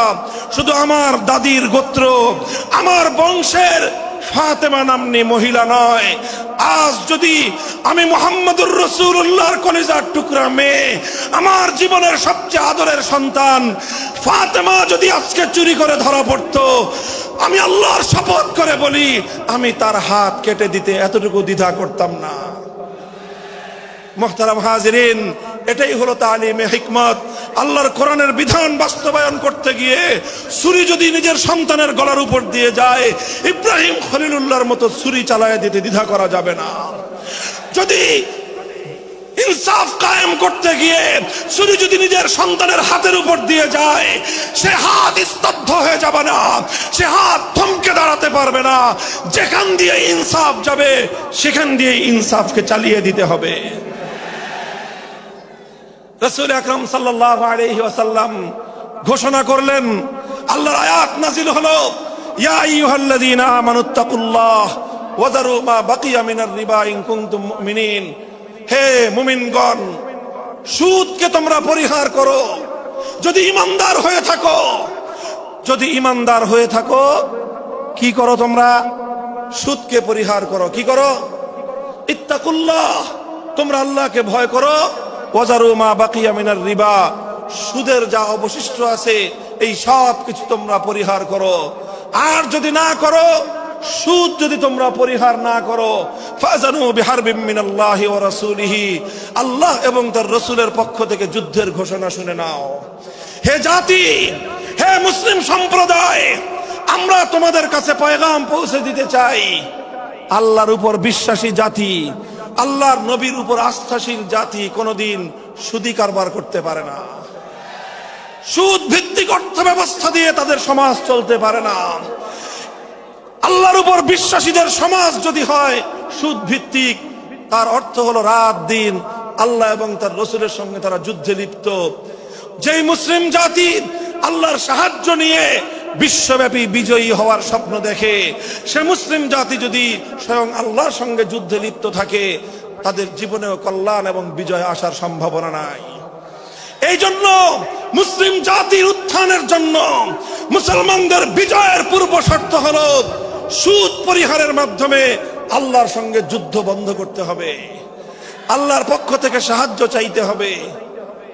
কোরআনের আয়াত, সূরা বাকারার আয়াত, এই আয়াত নাজিল হওয়ার পরে আল্লাহর নবী শুধু তেলাওয়াত করে দায়িত্ব ক্ষান্ত করেন নাই, শুধু সুদের মর্ম বুঝিয়ে নিজের দায়িত্ব ক্ষান্ত করেন নাই। তৃতীয় দায়িত্ব তালিমে হিকমত, সুদকে সমাজ থেকে সমূলে উৎখাত করার উদ্যোগ নিয়েছেন। বলেন সুবহানাল্লাহ। শুধু আলোচনা করে, বক্তৃতা দিয়ে নবীর দায়িত্ব শেষ হয় নাই, শুধুমাত্র তাফসীর করে দিয়ে নবীর দায়িত্ব ক্ষান্ত হয় নাই, বরং এক একটা বিধান, আল্লাহর এক একটা আয়াত কিভাবে সমাজে বাস্তবায়ন করা লাগে, করা যায়, নবীজি প্র্যাকটিক্যাল ভাবে তার উদ্যোগ গ্রহণ করেছেন। কিভাবে উদ্যোগ নিয়েছেন? সুদের বিরুদ্ধে কি উদ্যোগ নিয়েছিলেন? কিতাব উল্টান, হাদিসের কিতাব বুখারী শরীফের হাদিস, নবীজি ঘোষণা দিলেন, আলা ইন্না রিবাল জাহিলিয়াতি মাওদুউন তাহতা কদামাইয়া। জাহিলিয়াতের যুগে যত সুদের কারবার চলতো, ইসলাম এবং আল কোরআনের সমাজ গড়বার পর সেই জাহিলি যুগের রীতি, সুদ ভিত্তিক অর্থ ব্যবস্থা মুসলিম সমাজে আর থাকতে পারে না। নবীজি বললেন, সুদের কবর রচনা করলাম আমি আমার পায়ের নিচে। আল্লাহ নবী আক্ষরিক অর্থে কথা বললেন, আমি আমার পায়ের নিচে সুদের কবর রচনা করলাম। এরপরে আল্লাহ নবী ঘোষণা দিলেন, অনেকে আছো তোমরা যারা আগে কুফরির জমানায় জাহিলিয়াতের যুগে সুদের উপর লগ্নি করেছো, সুদের উপর মানুষকে ঋণ দিয়েছো, সুদী মহাজন যারা সুদের ভিত্তিতে মানুষকে টাকা দিয়েছো, এইরকম কাজ কারবার যারা করত, সেই যুগে তাদের মধ্যে একজন ছিলেন স্বয়ং আল্লাহর নবীর চাচা হযরত আব্বাস বিন আব্দুল মুত্তালিব রাদিয়াল্লাহু আনহু। মক্কার ঘরে ঘরে আব্বাস রাদিয়াল্লাহু আনহু মানুষের কাছে ঋণ টাকা দিতেন, টাকা পাওনা ছিল এবং সকল টাকা লগ্নি করা ছিল, বিনিয়োগ করা ছিল সুদের ভিত্তিতে। আল্লাহর নবী ঘোষণা করলেন, জাহেলি যুগের সমস্ত সুদ আমি আল্লাহর নবী মওকুফ ঘোষণা করলাম। সর্বপ্রথম যেই সুদ আমি মাফ ঘোষণা করলাম সেটা হলো আমার চাচা আব্বাসের সুদ। কাউকে আমার চাচার কাছ থেকে যারা ঋণ নিয়েছিল, কেউ আর আমার চাচার সুদ দিতে হবে না, শুধুমাত্র মূল পুঁজিটা ফেরত দিবে। সুদ আজ থেকে কবর রচনা করা হলো। হে মুসলমান, যেই সুদের কবর রচনা করে সেই কবরের উপর ইসলামের বিজয়ের বুনিয়াদ কায়েম হয়েছিল, ইসলামের বিজয়ের কেতন উড়েছিল। অন্যায় বৈষম্যের কবর রচনা করে, সুদ ভিত্তিক অর্থ ব্যবস্থার কবর রচনা করে আজ মুসলমানেরা আবার সেই কবর খুঁড়ে সেখান থেকে জুলুম, অত্যাচার, সুদ ভিত্তিক অর্থ ব্যবস্থাকে কবরের পচা মাল, কবরের মরা পচা করা লাশ মুসলিম সমাজের মধ্যে আবার পুনর্বাসিত করেছে। এজন্যই আজ মুসলমানদের এই অধপতন। যদি মুক্তি চাও, যদি মুক্তি চাও, শুধুমাত্র ইবাদত দিয়ে মুক্তি আসবে না। ইবাদত যেমন করতে হবে, যেরকম নামাজ, রোজা, হজ, যাকাত, তাসবিহ, তাহলিল আদায় করতে হবে, ঠিক একই ভাবে সমাজ সংস্কার করার জন্য সমাজ থেকে জুলুম দূর করতে হবে, বৈষম্য দূর করতে হবে, বেইনসাফি দূর করতে হবে, সুদ ভিত্তিক অর্থ ব্যবস্থার বিরুদ্ধে জাতীয়ভাবে ঐক্য গড়ে তুলে সুদের বিরুদ্ধে যুদ্ধ ঘোষণা করতে হবে। রাজি আছেন তো ইনশাআল্লাহ? আল্লাহ পাক তৌফিক দান করেন। হাত নামান। 3 দফা কর্মসূচি গেল, তালিমে হিকমত সর্বশেষ আলোচনা ও সমাপ্তির দিকে। নবীজির 4 নম্বর কর্মসূচি হলো ওয়ায়ুআল্লিমুহুমুল কিতাবা ওয়াল হিকমাতা ওয়া ইউযাক্কিহিম। ইউযাক্কিহিম অর্থ হলো তাজকিয়া। তাজকিয়ার অনেক অর্থ। তাজকিয়া বলে শুধুমাত্র পীর মুরিদি বোঝানো হয়, তাজকিয়া বলে শুধুমাত্র তাসাউফ চর্চা বোঝানো হয়, তাজকিয়া বলে শুধুমাত্র কিছু ওজিফা আদায় করা বোঝানো হয়। তাজকিয়ার আসল সারমর্ম হলো, একটু লক্ষ্য করে বুঝেন, খুব গভীর এবং তাৎপর্যময় একটা কথা। তাজকিয়ার মূল অর্থ হলো, দেখেন কর্মসূচি ছিল কয়টা? 4টা। 1 নম্বর কর্মসূচি ছিল তেলাওয়াতে কিতাবুল্লাহ, আল্লাহর কিতাবের তেলাওয়াত।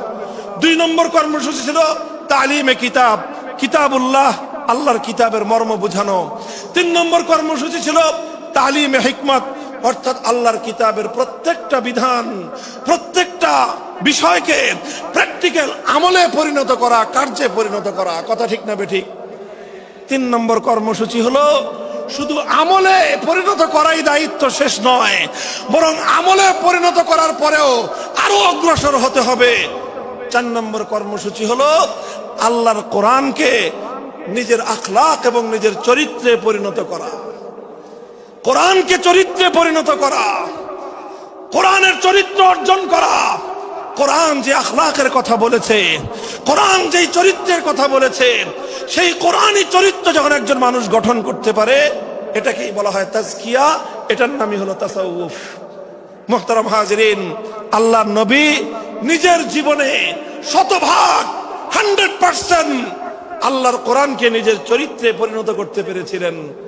এই জন্য যদি কেউ জিজ্ঞাসা করে আল্লাহর নবীর সিরাত কি, নবীর জীবনীটা কি বলেন তো, সবচেয়ে সংক্ষিপ্ত অথচ সবচেয়ে পূর্ণাঙ্গ জবাব হলো, কি বললাম, সবচেয়ে সংক্ষিপ্ত অথচ সবচেয়ে পূর্ণাঙ্গ। নবীর জীবন সম্পর্কে সবচেয়ে সংক্ষিপ্ত এবং সবচেয়ে পূর্ণাঙ্গ বর্ণনা হলো কানা খুলুকুহু আল কোরআন, আমার নবীর চরিত্র ছিল কোরআন। কোরআন যা বলেছে নবীর চরিত্রে সেটা বাস্তবায়িত হয়েছে, নবীর আখলাকে সেটা বাস্তবায়িত হয়েছে।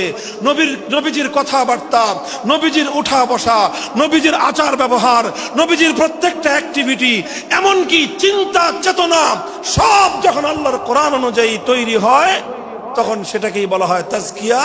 আর এটাই হলো কোরআনকে কেন্দ্র করে চতুর্থ কর্মসূচি। মুহতারাম হাজিরিন, আমি আমার আলোচনা এবার সমাপ্তির দিকে টেনে নিয়ে যাই। আসুন আমরা আল্লাহর কোরআনকে সেন্টারে রেখে একটা সমাজ বিনির্মাণের চেষ্টা করি। সেই সমাজ বিনির্মাণের জন্য প্রথম কাজ, ঘরে ঘরে কানে কানে কোরআনের তেলাওয়াতের আওয়াজ পৌঁছে দেই।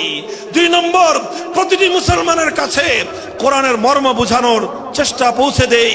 3 নম্বর হলো কোরআনের প্রত্যেকটা বিধান সমাজে, ব্যক্তিগত জীবনে, পরিবার জীবনে, সমাজে, রাষ্ট্র জীবনে বাস্তবায়ন করার উদ্যোগ নেই। চতুর্থ কর্মসূচি হলো আল্লাহর কোরআনকে নিজের আখলাক, নিজের চরিত্রে রূপান্তরিত করার জন্য সর্বাত্মক চেষ্টা চালাই। ইনশাআল্লাহ রাজি আছি তো? ইনশাআল্লাহ রাজি আছেন তো?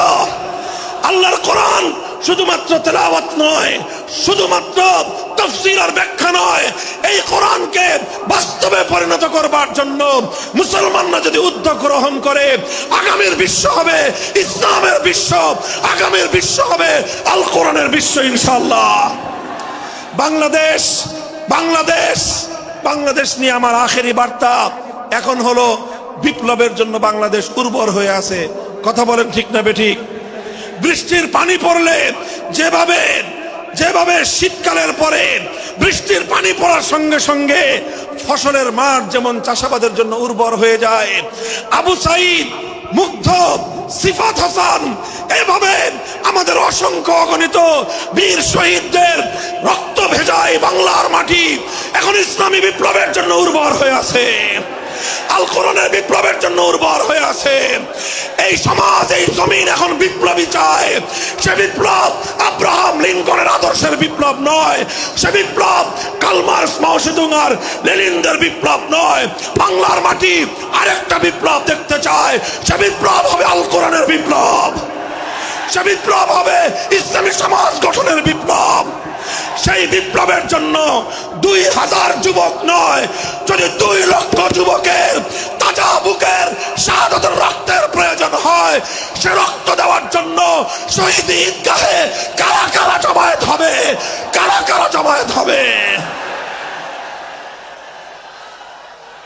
এটা শুধু কথার কথা না, শপথ।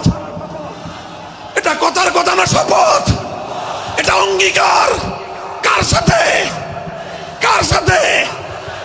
ইনশাআল্লাহ এই শপথ এবং অঙ্গীকারের উপর আমরা আমাদের জীবনের অবশিষ্ট সময়গুলো অতিক্রম করার চেষ্টা করব। করবেন তো ইনশাআল্লাহ? আল্লাহ পাক কবুল করুন, তৌফিক দান করেন। 3 দিন ব্যাপী আজিমুস শান তাফসীরুল কোরআন মাহফিলের এই আয়োজন সার্থক হোক, ইসলামী সমাজ গঠনের জন্য এখান থেকে মানুষ অনুপ্রেরণা নিয়ে ঘরে ফেরুক, ঘরে ঘরে কোরআনের আলো, ঘরে ঘরে কোরআনের তেলাওয়াত, কোরআনের তালিম এবং কোরআনের হিকমতের আমল শুরু হোক। আল্লাহ আমাদের সকলকে গ্রহণ করুন, তৌফিক দান করেন। ওয়া আখিরু দাওয়ানা আলহামদুলিল্লাহি রাব্বিল আলামিন। সুবহানাল্লাহি ওয়া বিহামদিহি, সুবহানাকাল্লাহুম্মা বিহামদিক, আশহাদু আল্লা ইলাহা ইল্লা আনতা, আস্তাগফিরুকা ওয়া আতুবু ইলাইক। ওঠো, দাঁড়াও, হাত মুষ্টিবদ্ধ করো, সমাজ থেকে সকল বৈষম্যের কবর রচনা করবার শপথ নাও। হে হতাশাগ্রস্ত জাতি, আসো আল কোরআনের কাছে। আমরা তোমাদেরকে মুক্তির বার্তা শোনাই, আমরা তোমাদেরকে সান্ত্বনার বাণী শোনাবো। আসো, হাতে হাত রাখি, সমস্ত বৈষম্য, জুলুম, স্বৈরতন্ত্রের কবর রচনা করে আল্লাহর কোরআনের সমাজ গড়বার জন্য হাতে হাত রাখি। যদি ইনসাফ কায়েম না করা যায়, ইসলাম অনুসরণ করা যায় না, যদি বেইনসাফের বিরুদ্ধে লড়াই না করতে পারো, মিথ্যে মুসলমানিত্বের দাবি ত্যাগ করো। তুমি যদি ইনসাফের জন্য যুদ্ধ করতে না পারো, তুমি যদি বৈষম্যের বিরুদ্ধে লড়াই করার হিম্মত না রাখো, মুসলমানের মিথ্যা দাবি করা ভণ্ডামি ছাড়া কিছুই নয়। আর সর্বোপরি যদি একটি বৈষম্যহীন সমাজ গড়বার জন্য শাহাদাতের রক্ত দিতে হয়, আবু সাঈদদের মতো বৈষম্যের বিরুদ্ধে বুক পেতে দিয়ে জীবন দেওয়ার জন্য শপথ নিতে হবে। কোরআনে পাকের এক একটা আয়াত, কোরআনের এক একটা বিধান আল্লাহর জমিনে বাস্তবায়ন করার জন্য আমাদের জীবন যৌবনের বাজি লাগায় দিতে হবে, বাজি লাগায় দিতে হবে ইনশাআল্লাহ। ইনসাফ কায়েম করতে গিয়ে ছুরি যদি নিজের সন্তানের হাতের উপর দিয়ে যায়, সে হাত স্তব্ধ হয়ে যাবে না, সে হাত থমকে দাঁড়াতে পারবে না। যেখান দিয়ে ইনসাফ যাবে সেখান দিয়ে ইনসাফকে চালিয়ে দিতে হবে। এই সমাজ, এই জমিন এখন বিপ্লবী চায়। সে বিপ্লব আব্রাহাম লিঙ্কনের আদর্শের বিপ্লব নয়, সে বিপ্লব কার্ল মার্কস, মাও সেতুং আর লেনিনদের বিপ্লব নয়। বাংলার মাটি আরেকটা বিপ্লব দেখতে চায়, সে বিপ্লব হবে আল কোরআনের বিপ্লব, সে বিপ্লব হবে ইসলামী সমাজ গঠনের বিপ্লব। সেই বিপ্লবের জন্য 2000 যুবক নয়, যদি 2 লক্ষ যুবকের তাজা বুকের শাহাদাতের রক্তের প্রয়োজন হয়, সে রক্ত দেওয়ার জন্য শহীদ ঈদগাহে কারা কারা জমায়েত হবে, কারা কারা জমায়েত হবে। হ্যাঁ, এটা শুধু কথার কথা না, শপথ। এটা কথার কথা না, শপথ। এটা অঙ্গীকার। কার সাথে? কার সাথে? যেই অপরাধ করে মন্ত্রীর দুলাভাই ছাড়া পেয়েছে, যেই অপরাধ করার পরে এমপির শালার শাস্তি হয় নাই, যেই অপরাধ করার পরে শিল্পপতির বিচার হয় নাই, যেই অপরাধ করার কারণে রাজনৈতিক নেতার কোনো বিচার হয় নাই, একই অপরাধ দুর্বল, গরিব, অসহায় মানুষ করার পরে তার উপর আইনের শাসন 100 ভাগের জায়গায় 200 ভাগ বাস্তবায়ন করা হয়।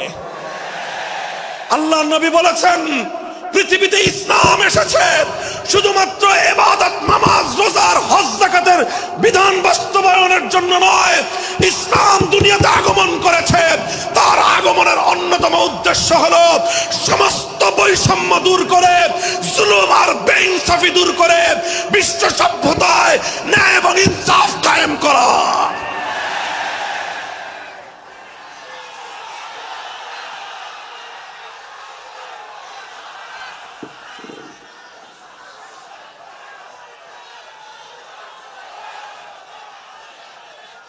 মনে রাখবেন, বৈষম্যহীন সমাজ গড়া এটা শুধু বৈষম্য বিরোধী ছাত্র নেতৃবৃন্দের দায়িত্ব নয়।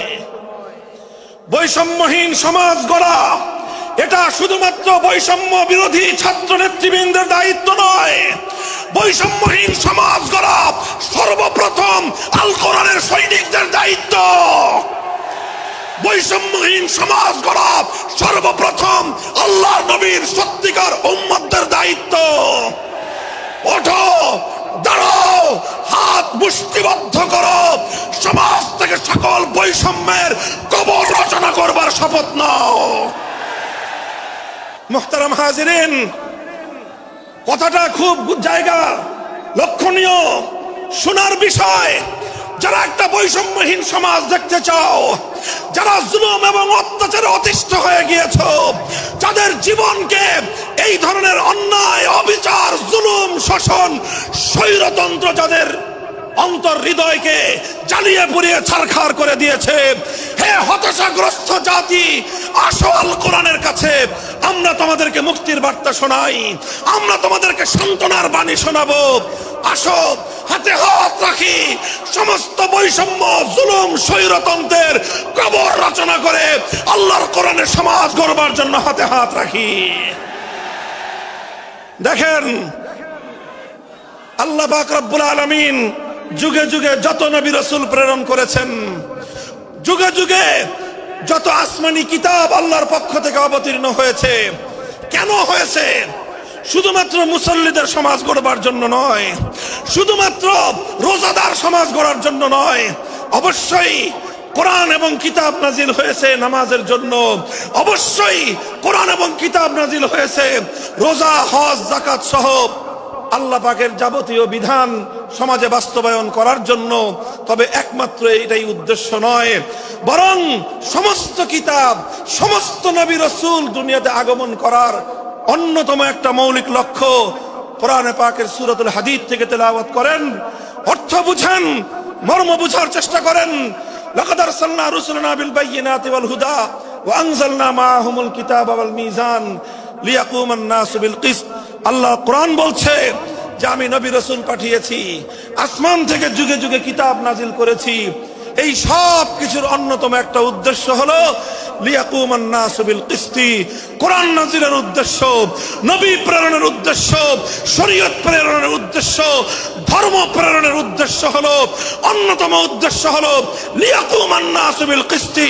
মানব সমাজ থেকে অন্যায়, অবিচার, জুলুম, শোষণ দূরীভূত করে ন্যায় এবং ইনসাফ কায়েম করা, এটাই হলো ইসলামের অন্যতম মৌলিক লক্ষ্য। যদি ইনসাফ কায়েম না করা যায়, ইসলাম অনুসরণ করা যায় না। যদি বেইনসাফের বিরুদ্ধে লড়াই না করতে পারো, মিথ্যে মুসলমানিত্বের দাবি ত্যাগ করো। তুমি যদি ইনসাফের জন্য যুদ্ধ করতে না পারো, তুমি যদি বৈষম্যের বিরুদ্ধে লড়াই করার হিম্মত না রাখো, মুসলমানের মিথ্যা দাবি করা ভণ্ডামি ছাড়া কিছুই নয়।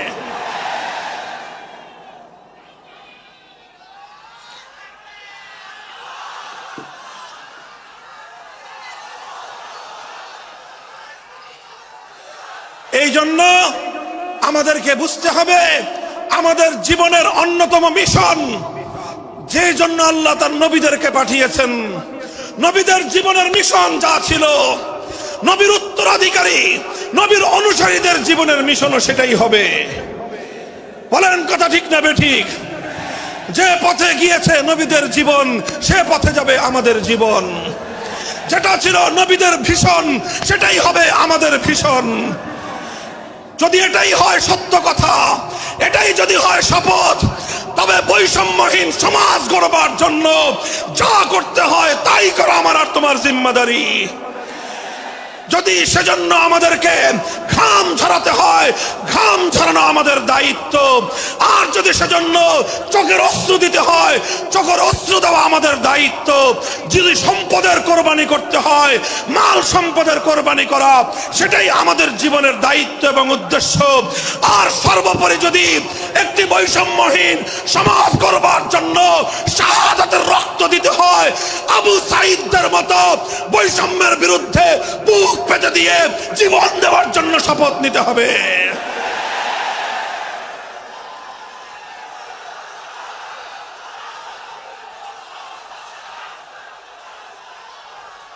এই প্রস্তুত থাকবেন তো ইনশাআল্লাহ?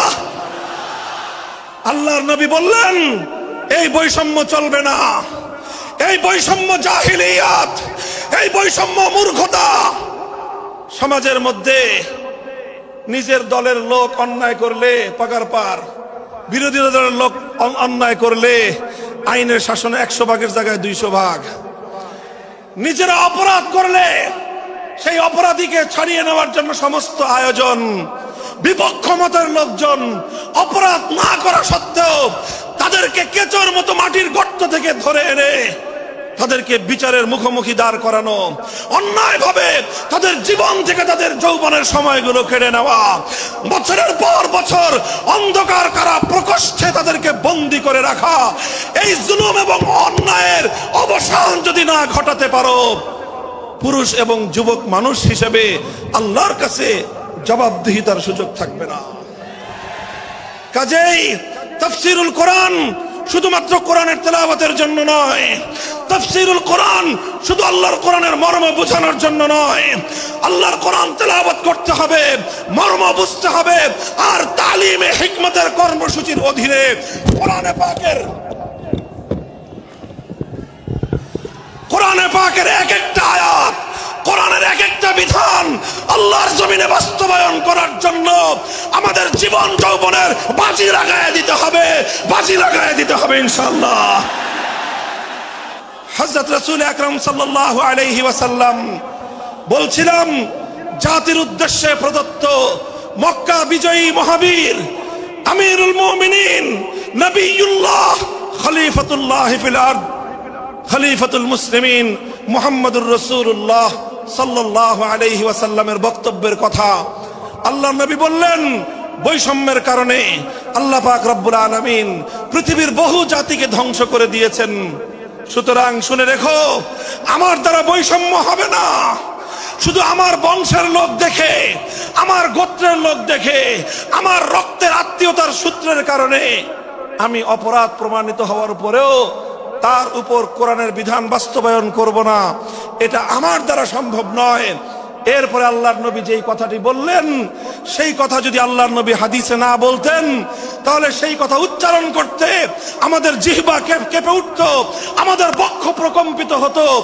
আল্লাহর নবী বললেন, ওয়াল্লাহ লাউ আন্না ফাতিমাতা বিনতা মুহাম্মাদিন সারাকাত লাকাতাতু ইয়াদাহা। ওয়াল্লাহি লাউ আন্না ফাতিমাতা বিনতা মুহাম্মাদিন সারাকাত লাকাতাতু ইয়াদাহা। শুধু আমার দাদির গোত্র, আমার বংশের ফাতেমা নামনি মহিলা নয়, আজ যদি আমি মুহাম্মদুর রাসূলুল্লাহর কলিজার টুকরা মেয়ে, আমার জীবনের সবচেয়ে আদরের সন্তান ফাতেমা যদি আজকে চুরি করে ধরা পড়তো, আমি আল্লাহর শপথ করে বলি, আমি তার হাত কেটে দিতে এতটুকু দ্বিধা করতাম না।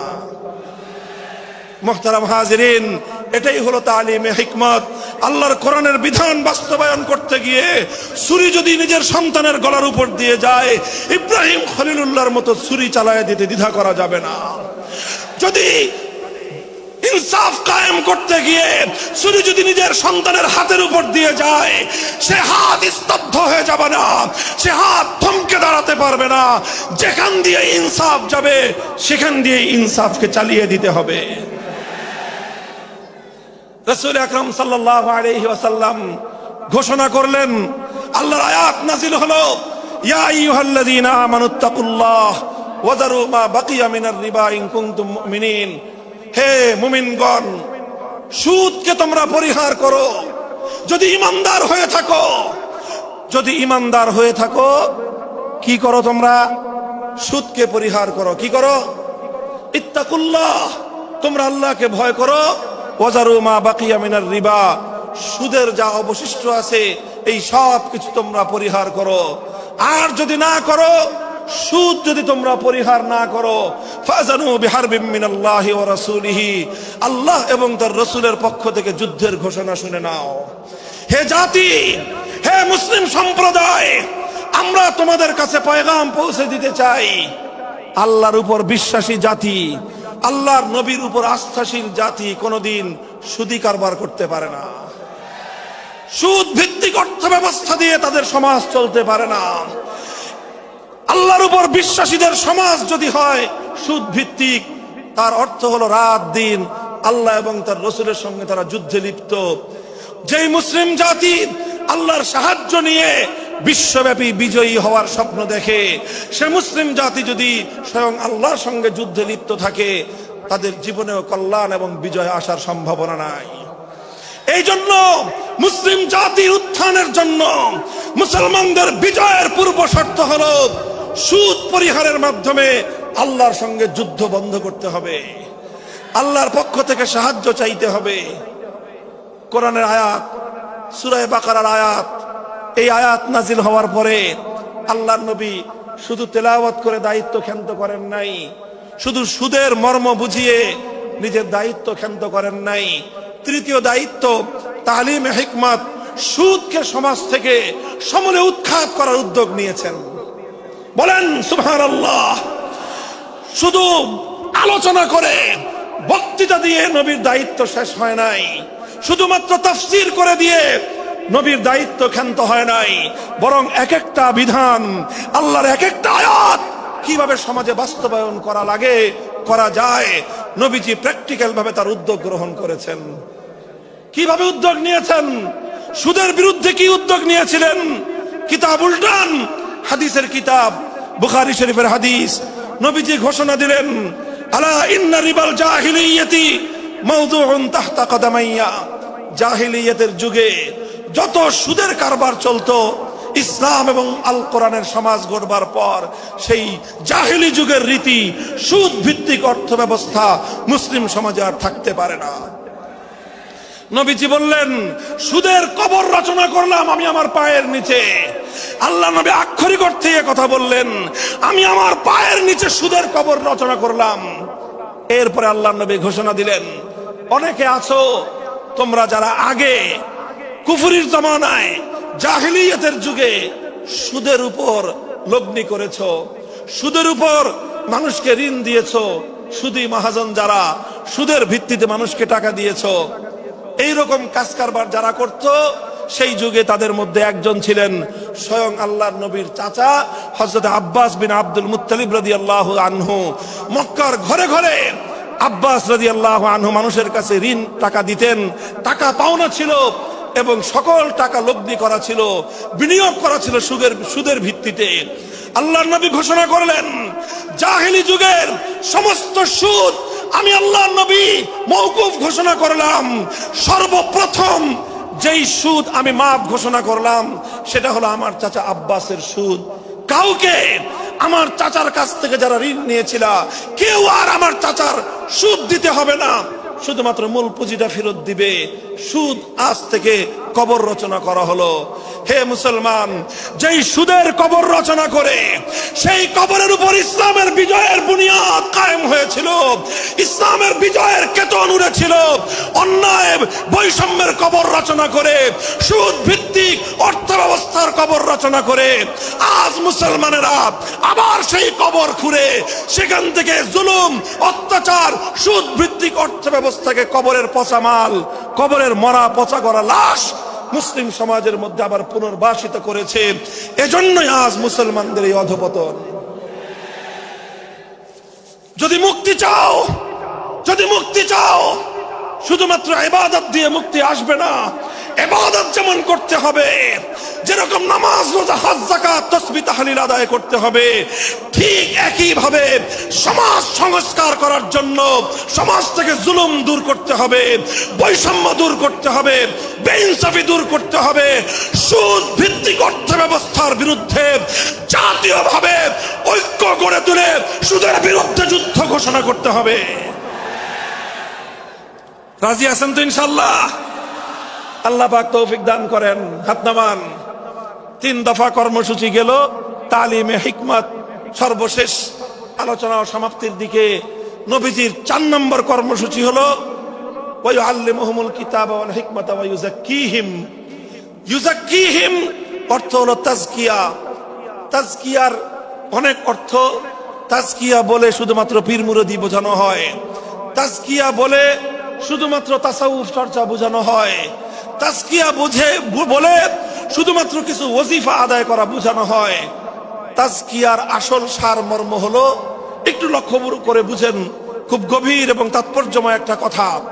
তাজকিয়ার মূল অর্থ হলো, দেখেন কর্মসূচি ছিল কয়টা? 4টা। 1 নম্বর কর্মসূচি ছিল তেলাওয়াতে কিতাবুল্লাহ, আল্লাহর কিতাবের তেলাওয়াত। 2 নম্বর কর্মসূচি ছিল তালিমে কিতাব, কিতাবুল্লাহ, আল্লাহর কিতাবের মর্ম বুঝানো। 3 নম্বর কর্মসূচি ছিল তালিমে হিকমত, অর্থাৎ আল্লাহর কিতাবের প্রত্যেকটা বিধান, প্রত্যেকটা বিষয়কে প্র্যাকটিক্যাল আমলে পরিণত করা, কার্যে পরিণত করা। কথা ঠিক না বেঠিক? 3 নম্বর কর্মসূচি হলো শুধু আমলে পরিণত করাই দায়িত্ব শেষ নয়, বরং আমলে পরিণত করার পরেও আরো অগ্রসর হতে হবে। 4 নম্বর কর্মসূচি হলো আল্লাহর কোরআনকে নিজের আখলাক এবং নিজের চরিত্রে পরিণত করা। কোরআনকে চরিত্রে পরিণত করা, কোরআনের চরিত্র অর্জন করা। কোরআন যে আখলাকের কথা বলেছে, কোরআন যেই চরিত্রের কথা বলেছে, সেই কোরআনই চরিত্র যখন একজন মানুষ গঠন করতে পারে, এটাকেই বলা হয় তাজকিয়া। এটার নামই হলো তাসাউফ। মুহতারাম হাজিরিন, আল্লাহর নবী নিজের জীবনে 100% আল্লাহর কোরআনকে নিজের চরিত্রে পরিণত করতে পেরেছিলেন। এই জন্য যদি কেউ জিজ্ঞাসা করে আল্লাহর নবীর সিরাত কি, নবীর জীবনীটা কি বলেন তো? সবচেয়ে সংক্ষিপ্ত অথচ সবচেয়ে পূর্ণাঙ্গ জবাব হলো, কি বললাম? সবচেয়ে সংক্ষিপ্ত অথচ সবচেয়ে পূর্ণাঙ্গ। নবীর জীবন সম্পর্কে সবচেয়ে সংক্ষিপ্ত এবং সবচেয়ে পূর্ণাঙ্গ বর্ণনা হলো কানা খুলুকুহু আল কোরআন, আমার নবীর চরিত্র ছিল কোরআন। কোরআন যা বলেছে নবীর চরিত্রে সেটা বাস্তবায়িত হয়েছে, নবীর আখলাকে সেটা বাস্তবায়িত হয়েছে। নবীজির কথাবার্তা, নবীজির উঠা বসা, নবীজির আচার ব্যবহার, নবীজির প্রত্যেকটা অ্যাক্টিভিটি, এমনকি চিন্তা চেতনা সব যখন আল্লাহর কোরআন অনুযায়ী তৈরি হয় তখন সেটাকেই বলা হয় তাজকিয়া। আর এটাই হলো কোরআনকে কেন্দ্র করে চতুর্থ কর্মসূচি।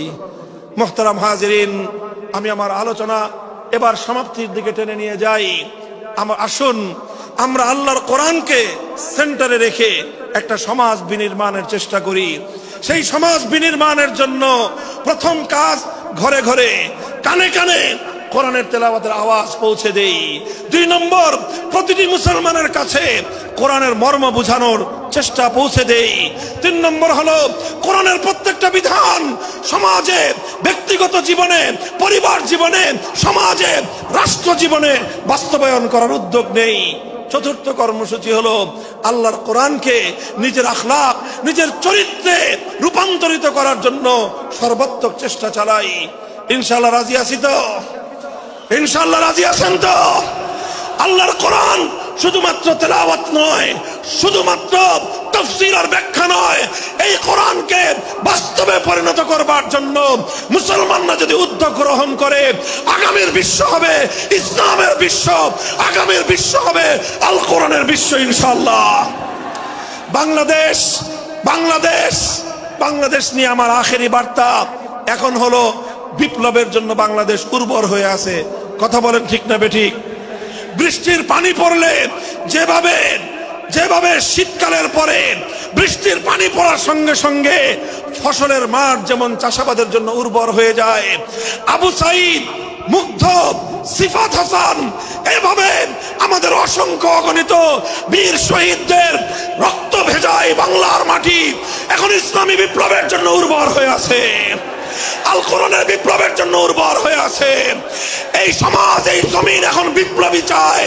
সে বিপ্লব আব্রাহাম লিঙ্কনের আদর্শের বিপ্লব নয়, সে বিপ্লব কার্ল মার্কস, মাও সেতুং আর লেনিনদের বিপ্লব নয়।